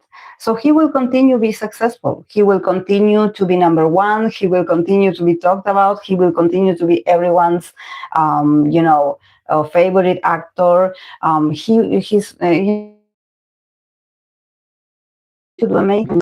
He's going to, I don't think that there is, like I said, this is not him coming back. I think that he never left. But probably in 2026, he's going to come back with activities. You're going to see him. And he's going to come back like a champion, because he's not going to stop. He has more projects to come. So, yeah, he will continue be successful. Working. His company itself is a bit doubtful, or the relationships is a bit like on the rocks. But I think that the audience, he has the audience support. He has the audience love. They love to see him. He's just, he's a great entertainer. Like, Paul. Maybe fans know, but there's something about his presence and what he can give you as an artist that he just is so magnetic. And he doesn't have to do that much. It's about maybe his physical appearance. It's about his aura. It's about the way he looks. That he just people fall in love with him. He's like this.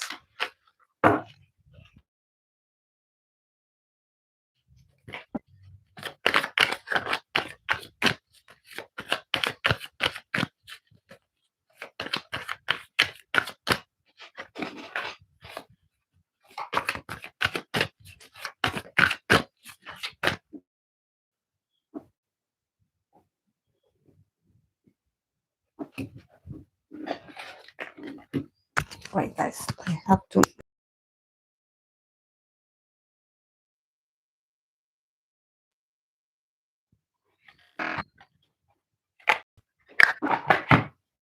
No.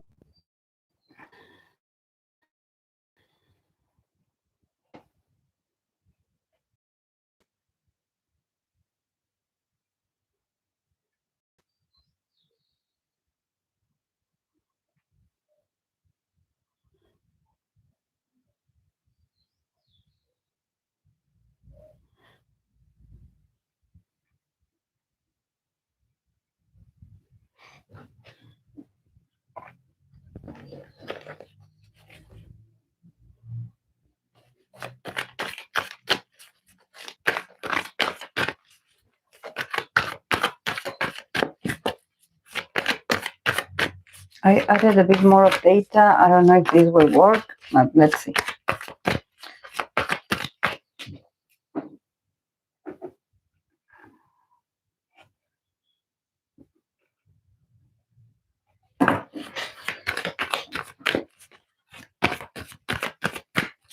Okay.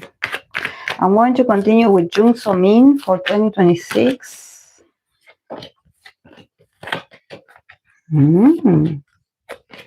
Really good for Jung Somin, finally. Finally. Really good. I like it. Is it the wolf card, this one? Wait, guys.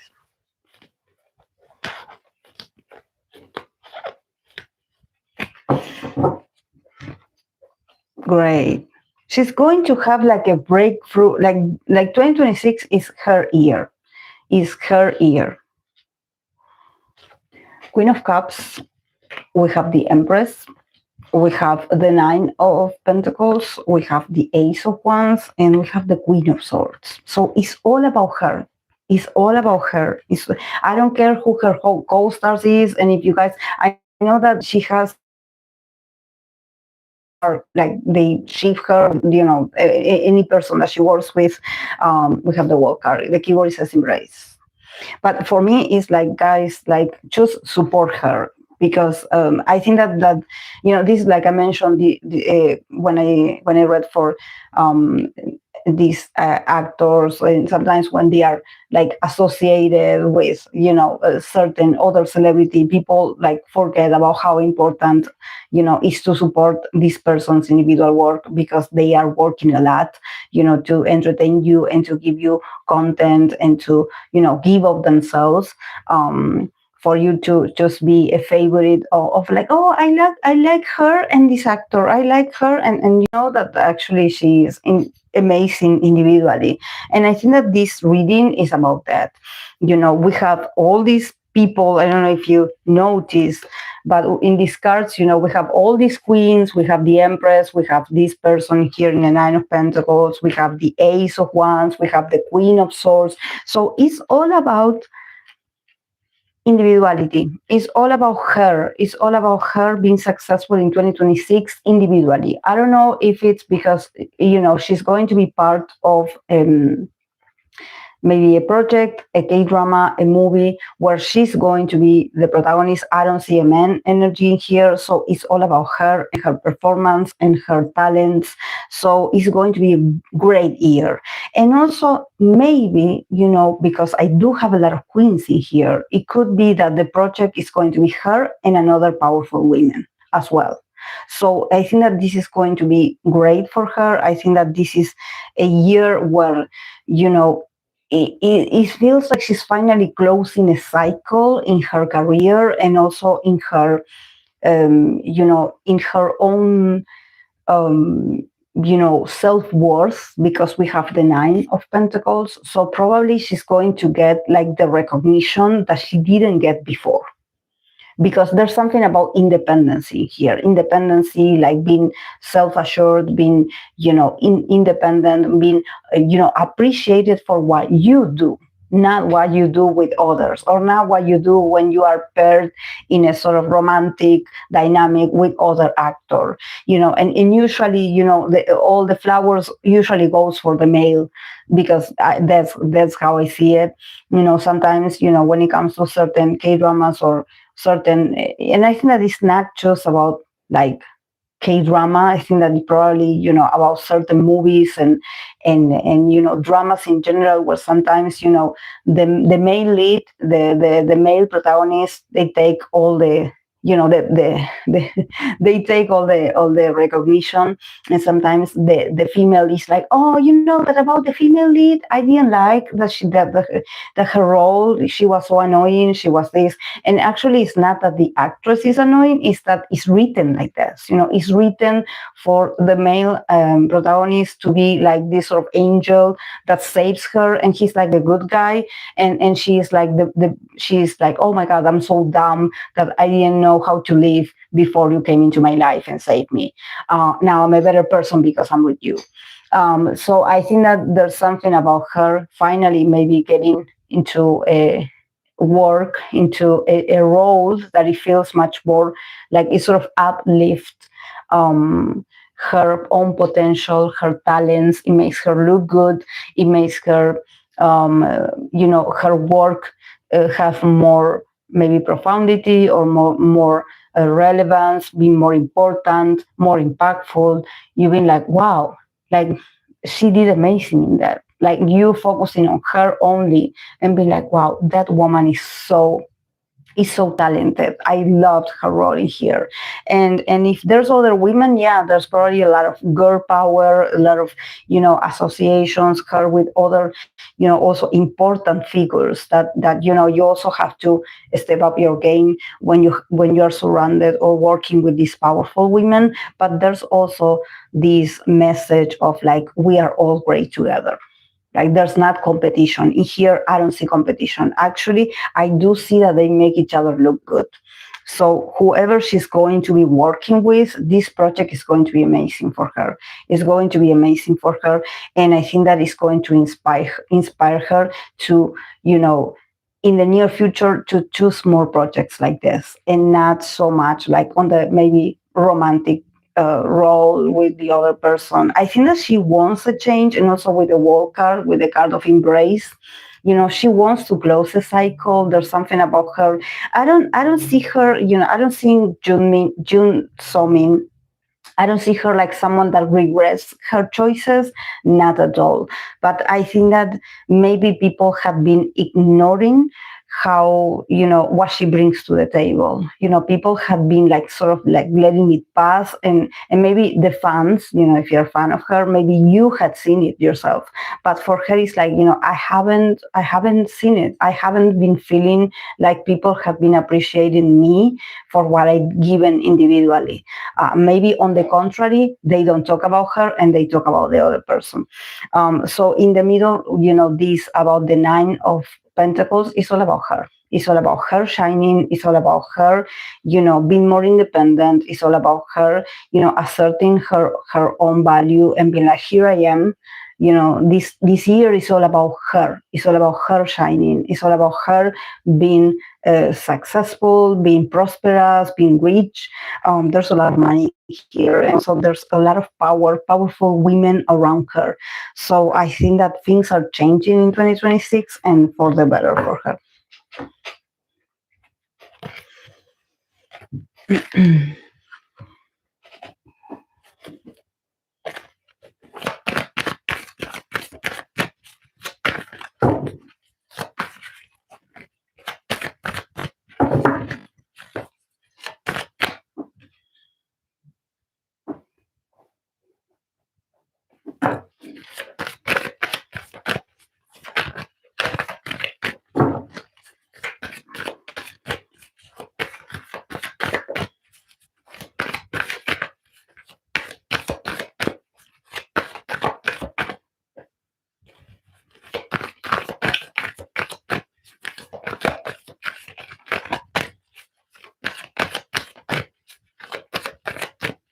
Okay. I'm going to continue with King Go Eun.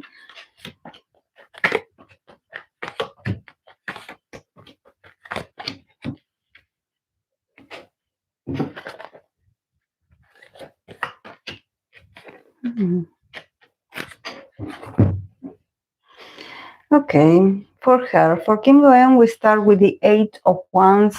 We have the Eight of Pentacles. We have the Five of Cups in the middle. We have the Two of Cups, and we have the Nine of Cups. Very emotional, very emotional. Is she also getting married, or is she also getting in a relationship? Or announcing a relationship, because I don't see the person, but I see the Two of Cups, and I'm like, probably, she's going to do more, she's going to do better in her personal life than in her professional life, because I see a bit of disappointment. Also, we have the Judgment, that in here the keyword says blossom, but I think that, it could be a year that it can be challenging in the sense that there could be a bit of criticism towards her. I don't know why, because I do see her working already. Like she's at the moment working perfection in something that probably she's going to deliver, or she's going to premiere or show in 2026. She's working really hard. She's working really hard. Maybe there's news about this, that this new project that she's going to be doing, maybe there's people talking about this, because I think that it's now. People are talking about it now, but it's not going to be released now. It's more 2026. She's really working on the details. She's so hardworking. Like really, I see her, just so hardworking. I think that she doesn't stop. There's something about her not stopping. Maybe she is like, she just finished the project, and now she's, about to enter a new one. So her energy feels very fast. She's a very hardworking person, and she is like, definitely, she's like a top tier professional, because the amount of work that she puts in the details, it's amazing.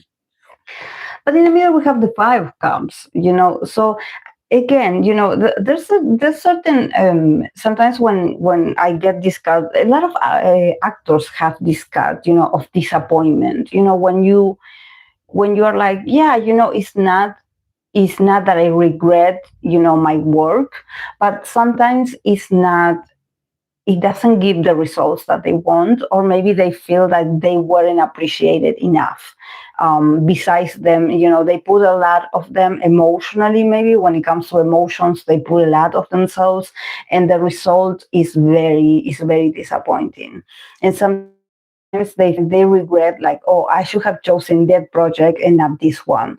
There's something about them. Also, I think that is very interesting because maybe for sometimes for Hollywood actors, that sometimes they talk about these roles that they rejected, and people are like, oh, because you with the Five of Cups, for her, and for sometimes when I read for other actors, I get these sort of regrets feelings that maybe some professionals in their field they do have. Like, I think that for them it's like playing roulette, and that sometimes you miss it, you don't. Sometimes when you choose amazing and it goes amazing, and sometimes you choose not so good, not so favorable roles. And I think that for her it shows this a bit of regret, like, oh, I think that I thought that this was going to do better, and actually it didn't.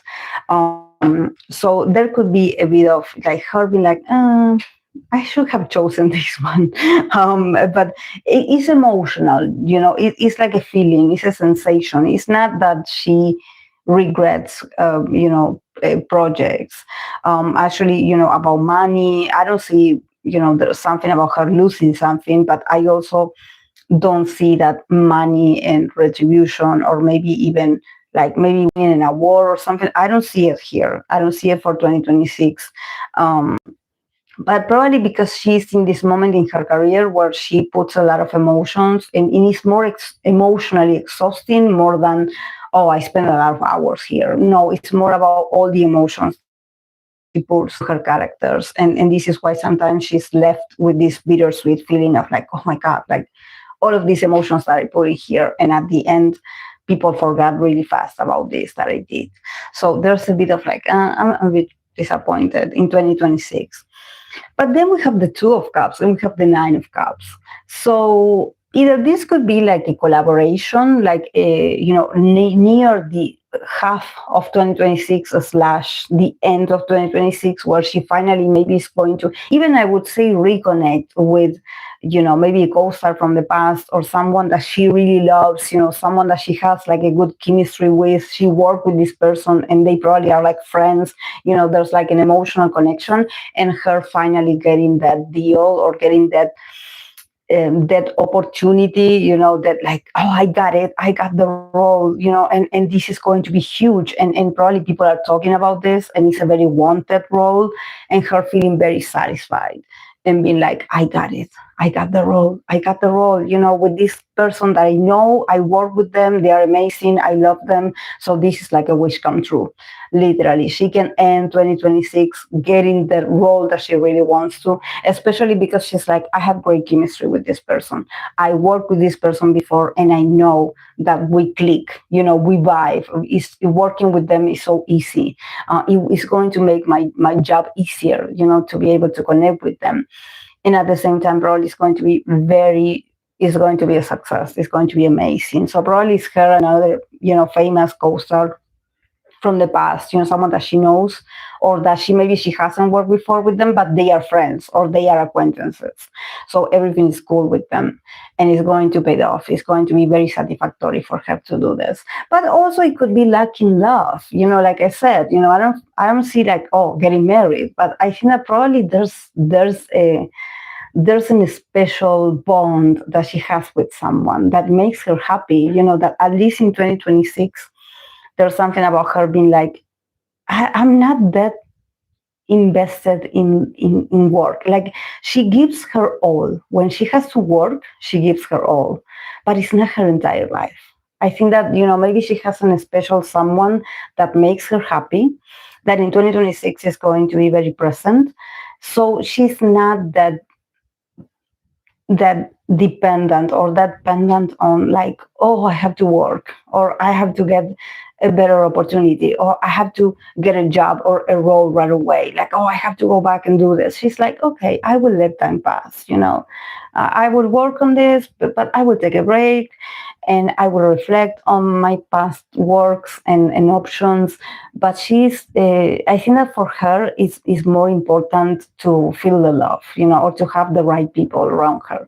She's a very emotional person, and she's probably building great relationships. She has the right people around her, or she has, a very when you are not just family, but you have like the best friends that you could ever have, or you have, a great partner by your side. So, emotionally, you're like satisfied, you're like fulfilled. So whatever happens, in job or professional wise, or even finances, you're not worried, because you're like, I have my people, I'm happy. um, and with the kind of the judgment, yeah, probably there could be a bit of judgment, like people maybe saying, oh, I didn't like this of her, or I would prefer for her to do this. But I think that for her, maybe if there's criticism, she's like, well, I just stay with the positive, because I have the right people by my side. So she's not like living to be on the spotlight. No, she has her personal life is very well balanced. She's happy. She's happy.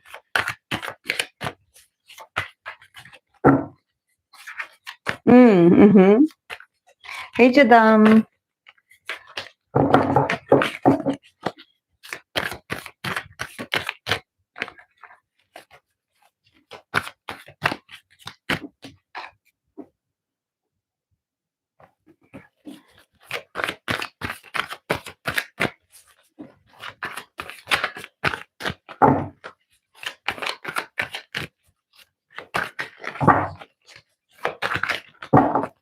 Thank you for the likes, guys.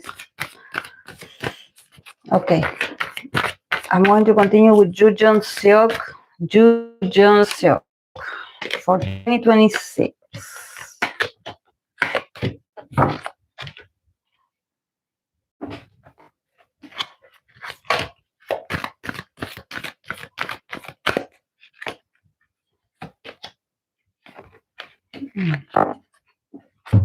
Okay. Okay, for Yoo Yeon Seok, we have the Ace of Cups, we have the Fool, we have the Ten of Wands, we have the Death card, we have the Moon card, and then we have the card of the Sun, that is a shine. Isn't him a moon in Leo? Yoo Yeon Seok? I know he was in Argentina, like he was in my country a couple of weeks ago. He was so sweet, like people were so happy for him.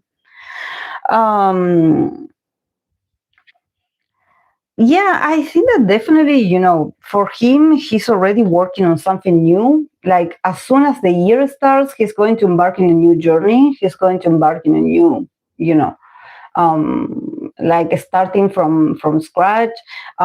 This could also be him, not just creatively, because he's so creative. He's always thinking about starting something new. So there's something about him adventuring at something new.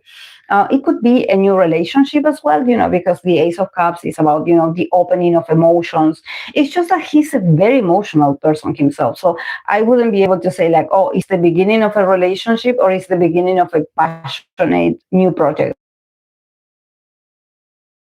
Because he's always like, he's very abundant, he seems like he's always like thinking about literally being like, I have to give birth to a new project, or I have this idea. He's so creative, and he's always ready to give the jump. He's always ready to take the leap. A lot of people like don't want to do this, and they are a bit fearful about losing, and they don't know. But I know I have to adventurate myself. I know I can do this. I know this could be a new project, a new connection. I think that he's just so, 2026 is about him entering like this, like a fool, a bit erratic, and people being like, what are you doing? But it's him, maybe it's his own unpredictability. He loves to be unpredictable. He loves to, has something new, to look forward to. He's like this, he cannot sit still. He has that energy. Yoo Yeon Seok is with a Y. Y-O-O. Sorry that I always pronounce it correctly. Yeah, Yoo Yeon Seok, yes. Um, Sorry, I know that when I did the reading for him and the other actress, someone in the comment section, they also pronounce it, or I just said it the way Y's or the J's. I pronounce them very weirdly, so I apologize. But yeah, it's in the timestamps. You know who I'm talking about. So yeah, it's him, and yeah, that's the way I pronounce it. But I do it with all the respect in my heart. It's not about. It's just that my accent is very strong, and I wasn't able to work on that, on those specific, names that have that sound. But yeah, in the middle we have the 10 of Wands. So I think that this man, I have been reading for. In personal readings, I have been reading for people with fire element, Leo's, Aries, and they push it a lot. They are so hardworking that they, even when they are exhausted, they don't admit that they are exhausted. And there's something about him, sustaining a lot of weight, a lot of burden on them. And 2026 is a year where he will sustain a lot of burden still. It's just that, he sort of signs up, I want to say, like, he puts himself in those situations where maybe he says yes to a lot of things. And then he's like, oh my God, like all of these things I have to do, I have this. Yes, because you sign up for this. You said yes to this, then you said yes to this, and then you say yes to this. So it's like you don't measure yourself. You don't administrate your energy. So you end up saying yes to everything, and then you run out of energy. The 10 of Wands, and also seeing it in the context of his energy, I feel like he's someone that he doesn't complain, and he's not going to stop. He's someone that he prefers to be busy. He prefers to live like this. He actually, probably there's something about him, getting a bit addicted to the adrenaline of like, oh, I don't think I can make it. Oh, I'm running out of time. Oh, I'm so busy. Oh, I'm so tired. Oh my God. Like he just, he maybe loves that energy because there's something about him proving himself that he can do it. And he probably pulls it off. I see him doing a lot of things, or getting into a lot of businesses, going to different people's, work, and just having appearances like here and there, and just, I see more businesses and associations, not so much like, I don't know why I don't feel like a drama or a movie. I don't feel it. It's more about him maybe being an MC, or him, using a show, really like physical stores or something like that. But very productive, very productive. But I don't know why I don't feel him like sitting and reading a script. It's more about him literally like working with his energy and being like, oh, I have to help here and help a friend here, and I have to, open this business. And if we have the Death card, and we have the Moon card. So I think that he is someone that, maybe, with all this, this is like the downside of, the 10 of Wands. That is like, you're so busy, or you're so immersed. I think that, with Death card and the Moon, somehow he's maybe doing this because he wants a change. He wants a transformation. I'm back, I guess. Like I'm back, I guess. Like I said, probably him in the past, him having, um, him being in the darkness about the situation, and I think that he's like, I want to end this. This is why I'm keeping myself so busy, because I want to dissipate the darkness. I want to clear the air. I don't want more confusions. I don't want to get all sensitive or overthinking, or getting in my intuition and be like, what is going on?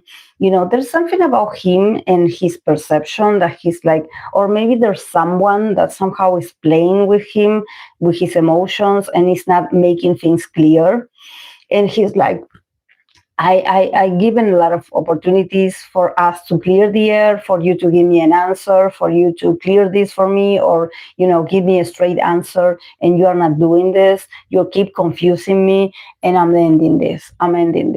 Yes, he's sort of ending a connection, or he's ending with these people that maybe they are like playing with his emotions, or they are like fooling him somehow, like they are not being clear with him. And I think that there's something about him in 2026 being fed up with this and being like, I will not stop my life for you.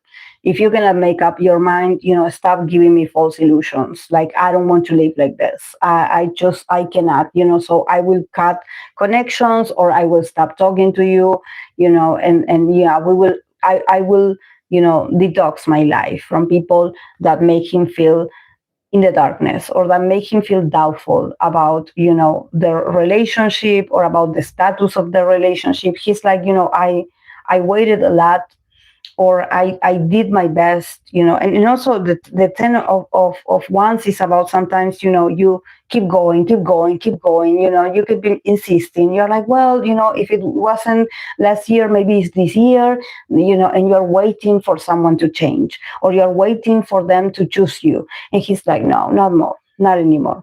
Not anymore. I'm ending this. I'm ending these moments of suspicion. Like, I don't understand you. I don't understand what you want. You don't know what you want. And he's a guy that he definitely knows what he wants. He knows where he's going in life. So for him to have to be around, suspicious people and people that cannot be clear about their desires, for him it's like, no, not like I tried to wait for you. Not anymore. Yeah, we have the sun shine. His moon in Leo, he has a moon in Leo. There's something about him. I have to go back to be the diva that I am. I have to go back and be the queen that I am. On my own, I am successful. People love me. Women love me. I love myself. So I have to go back and shine. I have to go back to be, this very wanted bachelor, I would say.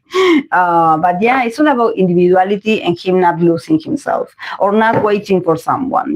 It's about him asserting his own individuality and shining. And it's like, move over. You're making me feel depressive. Get out of my way. I want to shine. And I'm not going to apologize for shining.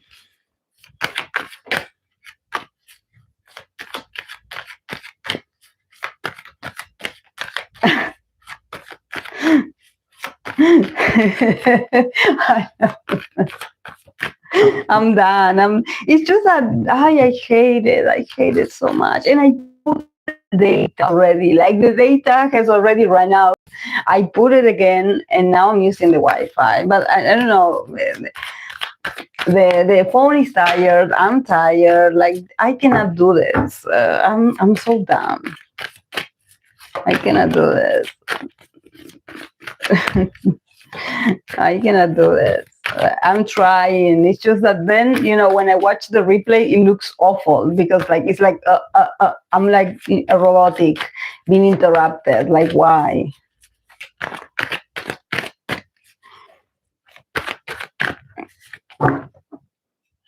Sorry to the fans of Yoo Yeon Seok that they get all these cat readings. Okay, I'm going to continue with Gong Yoo. He's 2026.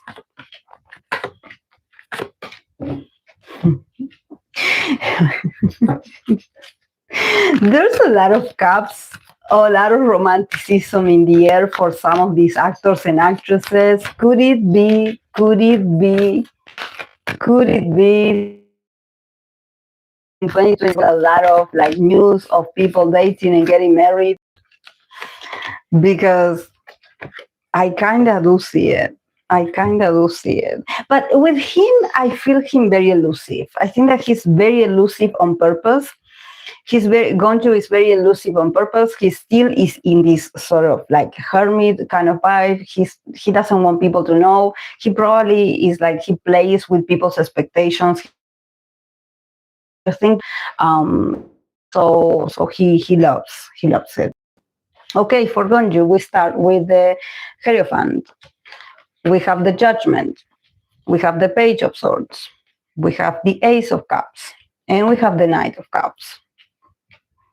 And then we have Seven of Swords. Seek the truth. Seek the truth.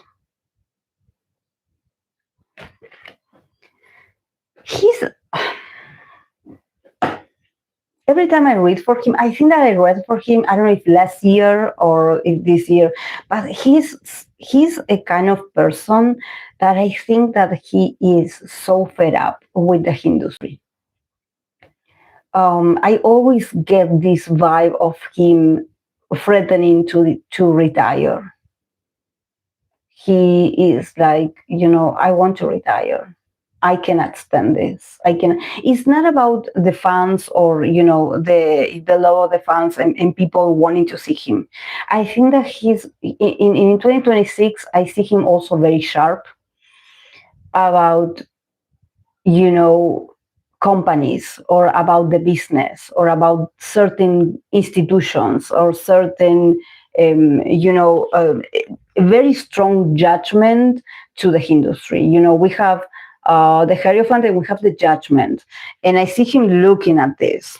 So he's like, he probably will say something or he will state something or he will prematurely say something that maybe will offend a part of the population. He will offend certain people. I don't know if it's his own mentality, but I see him just randomly stating an opinion and judging and judging his institutions or maybe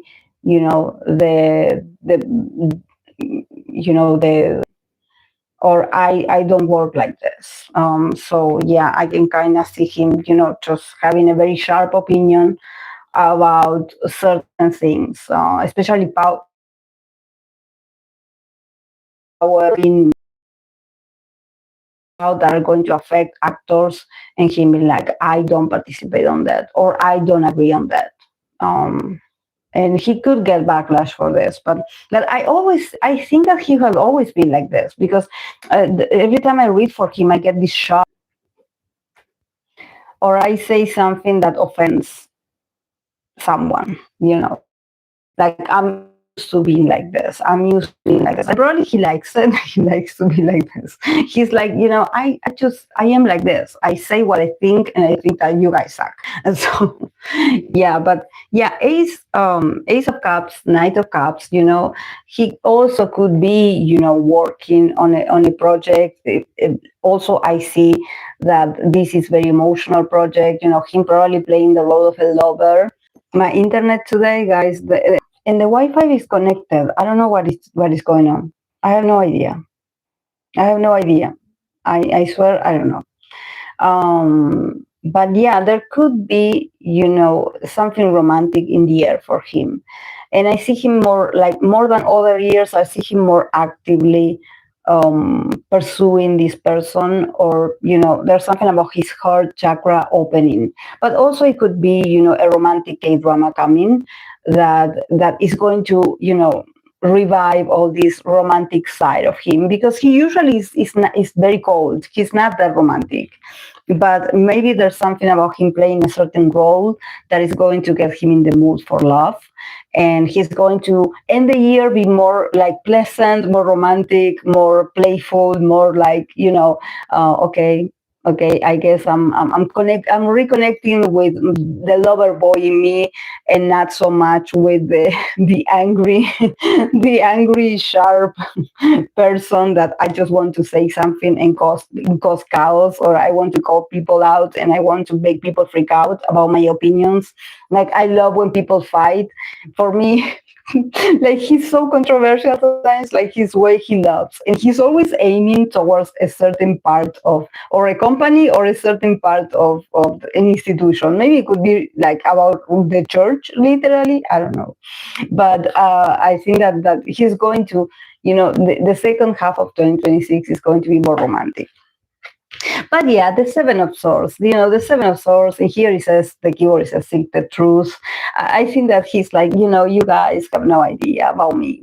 You can Google, you can search, you can follow me, you can, investigate, but I will always run away from you. Yeah, it's not like you guys think. It's always something different with me, but probably, in here with seek the truth, somehow he's also, trying to be honest about certain things about the industry, or certain things about himself, that he's like, I'm trying to differentiate myself from these people, because people think that we are all the same, and that we all follow the same objectives, and that we all want this luxurious life, superficial life. And he's not like that. He's actually a very deep thinker. He can be controversial. He loves to argue. He loves to debate. So maybe there's something about, society in 2026, or the industry in 2026, that he's like, I'm against that. Or I don't agree. I just simply don't agree on certain things. So yeah, definitely he loves to escape. When people are like, oh, I know him. No, you don't. You have no idea. You don't know him.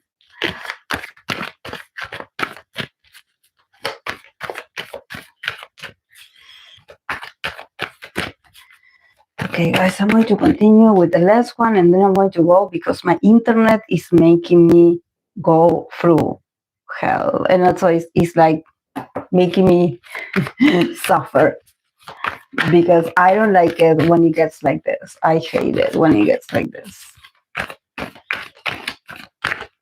I hate interruptions, but well, I'm trying my best. Okay, for the actress Kim Hye-jun. Actually, I read for her in Scorpio season, I think. I don't remember. But, well, since I love her, I'm going to read for her again. Okay, we start with the Seven of Wands for her, the Ace of Cups. We have the King of Swords in the middle. We have the Lovers. We have the Death card. And we have the Three of Pentacles, reach out. Which I think that for her, or for someone like her, literally to reach out to maybe her co-stars, or, having to, sort of, I think that she's a very independent woman, and somehow maybe she needs help. It's hard for her to be like, okay, I'm asking for help, or I'm asking you if you can do me this favor. I think that she's like, she's very self-sufficient. So, but yeah, I think that she's going to start, a project. She's going to defend a lot this project. The Ace of Cups. She's like, defending a lot this project. It could be romantic. It could be a romantic K-drama again, because I have this King of Swords here. So, so again, it's going to be about the male lead. I'm sure, and also I think that she's like, well, I'm defending this because, probably it's a very beloved project of hers, and she's like, okay, it's romantic again, maybe, I think that she's like defending this because probably she likes the protagonist, or she likes, this person that is in the middle, that he's taking up her reading. So unfortunately, it's going to be about him. Maybe the fans of him being like, oh yeah, he's the best, and her being like, yeah, but I also played my part in this, why is it always the man? Like I always say when I read for certain actors, sometimes, they put a lot of work, they put a lot of, they put a lot of themselves in maybe in a dynamic or in a certain plot, and at the end everyone talks about like, oh, how hot he is, oh my god, he's a dream, oh my god, he is the perfect man, oh my god. Well, it's going to be like this. Unfortunately for her, he's going to be very important. But I think that she doesn't mind. She in this case, there's something about her. Maybe she likes this particular man in particular, or they are friends. So there's something about her, being very protective about, about this project, and being like, no, because we are friends or we had worked together and we are really close in real life. It's just that also, the Seven of Wands and the Ace of Cups, maybe she was a bit resistant to another plot of love and romance again, because there's something about her resisting this of like, I say yes because it's him, or because I know him, and I work very well with him. I think that it's about him. Maybe he asked her, like, I want to work with you. And she's like, I'm very resistant to do this, because there's something about romance or maybe romantic roles that she's like, here we go again. Like, this is not the color. I wanted to do something different, or I wanted to go on a different route, or I wanted to do a different genre, not romantic again, because I know how people get. And then for her, it's not easy to move on from certain roles because people get very emotionally attached. And there's also, when I saw this, the first thing that I thought was like, you guys don't just start thinking that we are together, because we are not together. We are working, like, yes, it's romantic, but yeah, we are not a couple in real life. Like her somehow defending herself from, like, oh, I already see people speculating about this. But I think that she does this because there's a connection with the Ace of Cups. It's like, he's probably a very sweet guy, even though we have the King of Swords, that is very sharp, that is very intelligent, that is very dominating. There's something about her. Not It's like she's not against him taking up space in her life. She's like, I kind of, I have a good relationship, so I don't mind, so yeah, it's about him. We have the Lovers and we have Death card. So see, I think that for her is like literally like, I want to give up these roles of romanticism or couple dynamics. Like, I want to maybe participate in certain roles that are more serious, or that are more like those kind of roles that they are breakthrough, or they really are like a before and after a person's career. She's very professional. She's very intentional.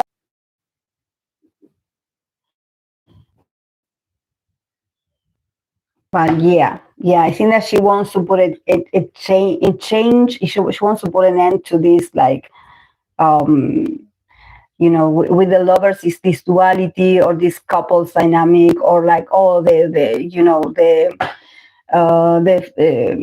third party situation, to change that if in 2026. But it's going to do okay. It's just that this is more of the same. I think that she had lived this before, and she's like, I want to change of genre. I want to make a transformation in the types of roles that I do, or that I choose. She wants to shine herself. She wants to be to have that moment herself. But yeah, with the Three of Pentacles, is a year that is going to be all about collaborating. Also maybe with the keyword of reach out. Maybe asking another colleagues of hers, like, can you recommend me? What can I do? Because she wants a change. She doesn't want to keep doing the same roles. For her, it feels like, yeah, I'm doing this because I like this person, or emotionally I have a connection, I have a relationship. But she is a bit resistant. She's a bit resistant to playing the same roles all over again. There's something about romance that maybe she's like, I don't know if I'm fitted for the role. Even though they do very well, there's something about the men taking more protagonism, and it's all about the men, and she's like, yeah, but I'm also here. Hello. I met her. But yeah, she should reach out to her. But she has a great community, I would say. I think that she's very hardworking, and people are really open to give her a hand, or to give her, help, or to maybe help her with her contacts or something. To help her, even to make connections that they has to do with work or future projects. It's just that maybe there's something about her, at some point being a bit prideful. I mean, like, no, I got this. I don't need connections. I can choose this on my own, or I can get this on my own. And in 2026, it's like, no, you need the help of others. You need to do networking. I know it's annoying, but you have to do it.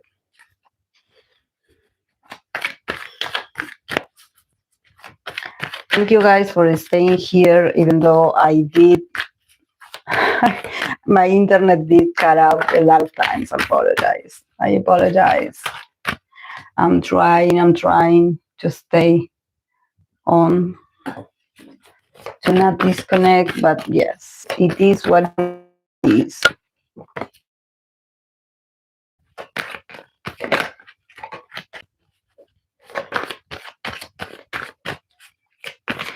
Okay.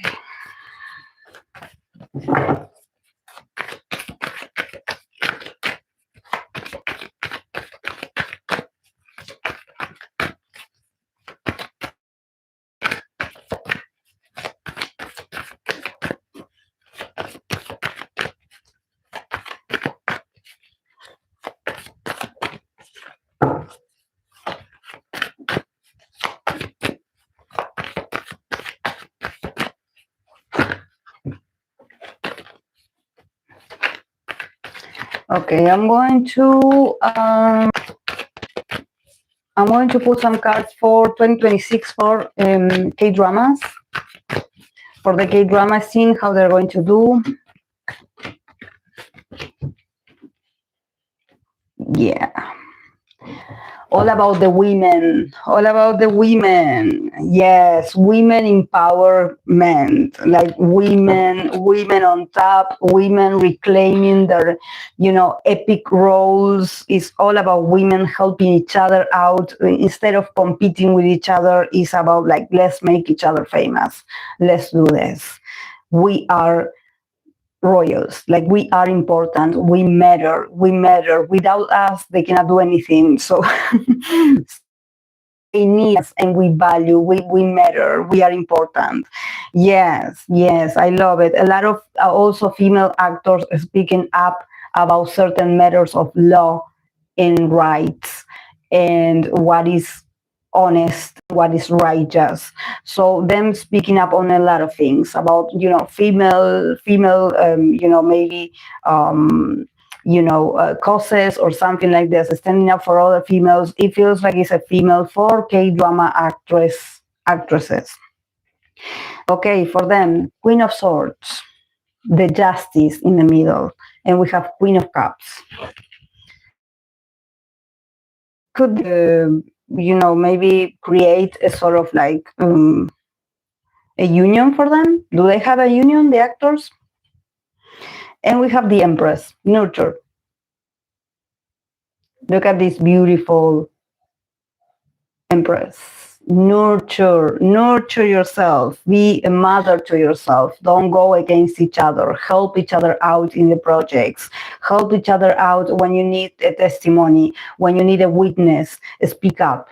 I think that there's a lot of, like, famous and important, influential women in the film industry, in the K-drama industry, in the Korean industry, that they have a lot of things to say about fairness, about carefully. And also with the Empress, is about looking out for each other, looking out for a female colleague, helping each other out, understanding each other, and also supporting each other's causes, being there for each other, being empathic towards the younger generations, like help them out, speak up on them, like help them out, defend them.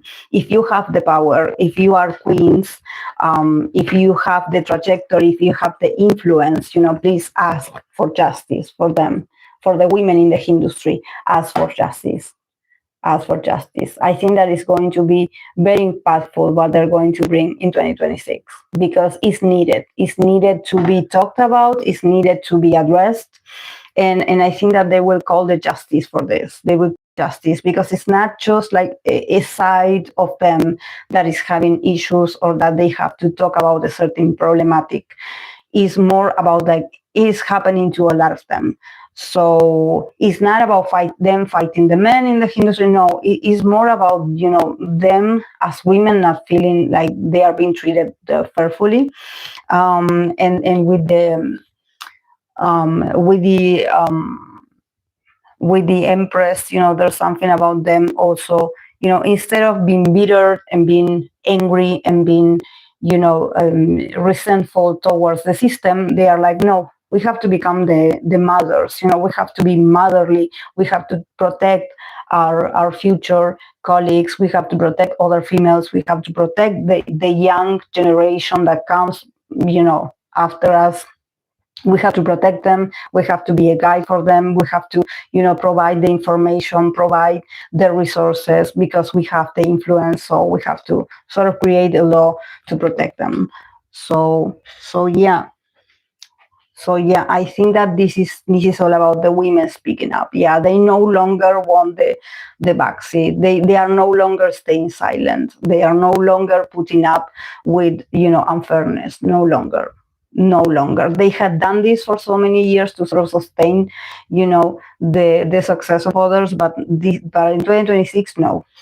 In 2026, you know, there's going to come the justice.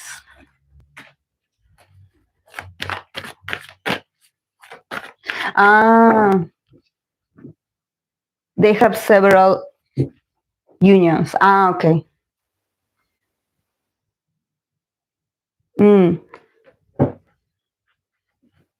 Yes.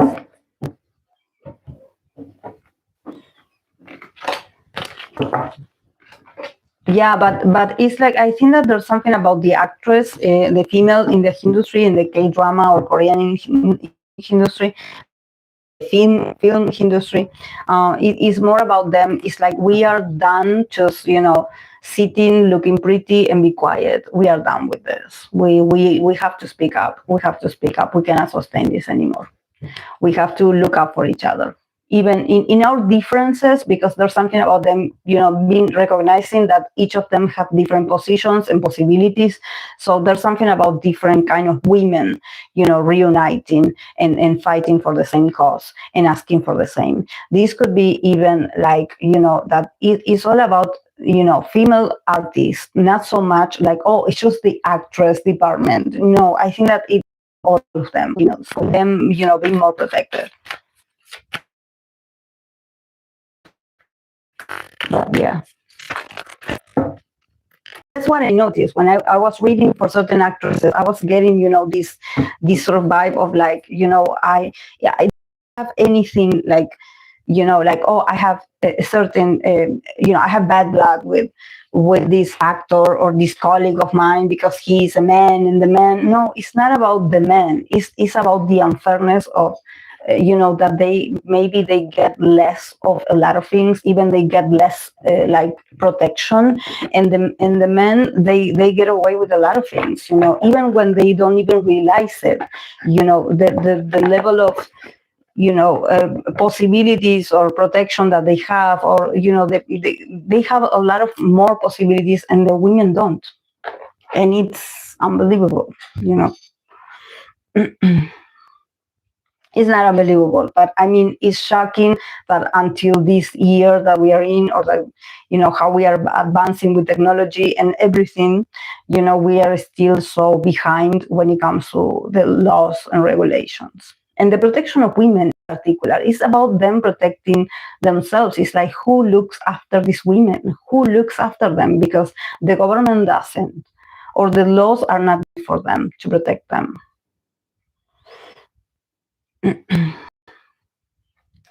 Yes, I did that with a lot of interruptions. Yes, I know.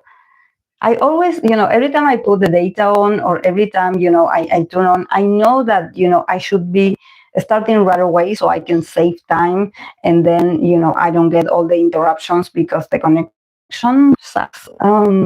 But it's just that sometimes I don't have anyone on Sundays here, but every time that I do see you guys, like the regulars, and I can chat with you, I get caught up in conversation. Like I cannot just start like this. I want to engage with you guys. Then this is why I should start sooner. But yeah, I appreciate to see you because sometimes I don't get to see you. Mm.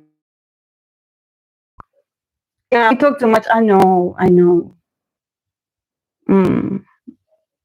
Yeah.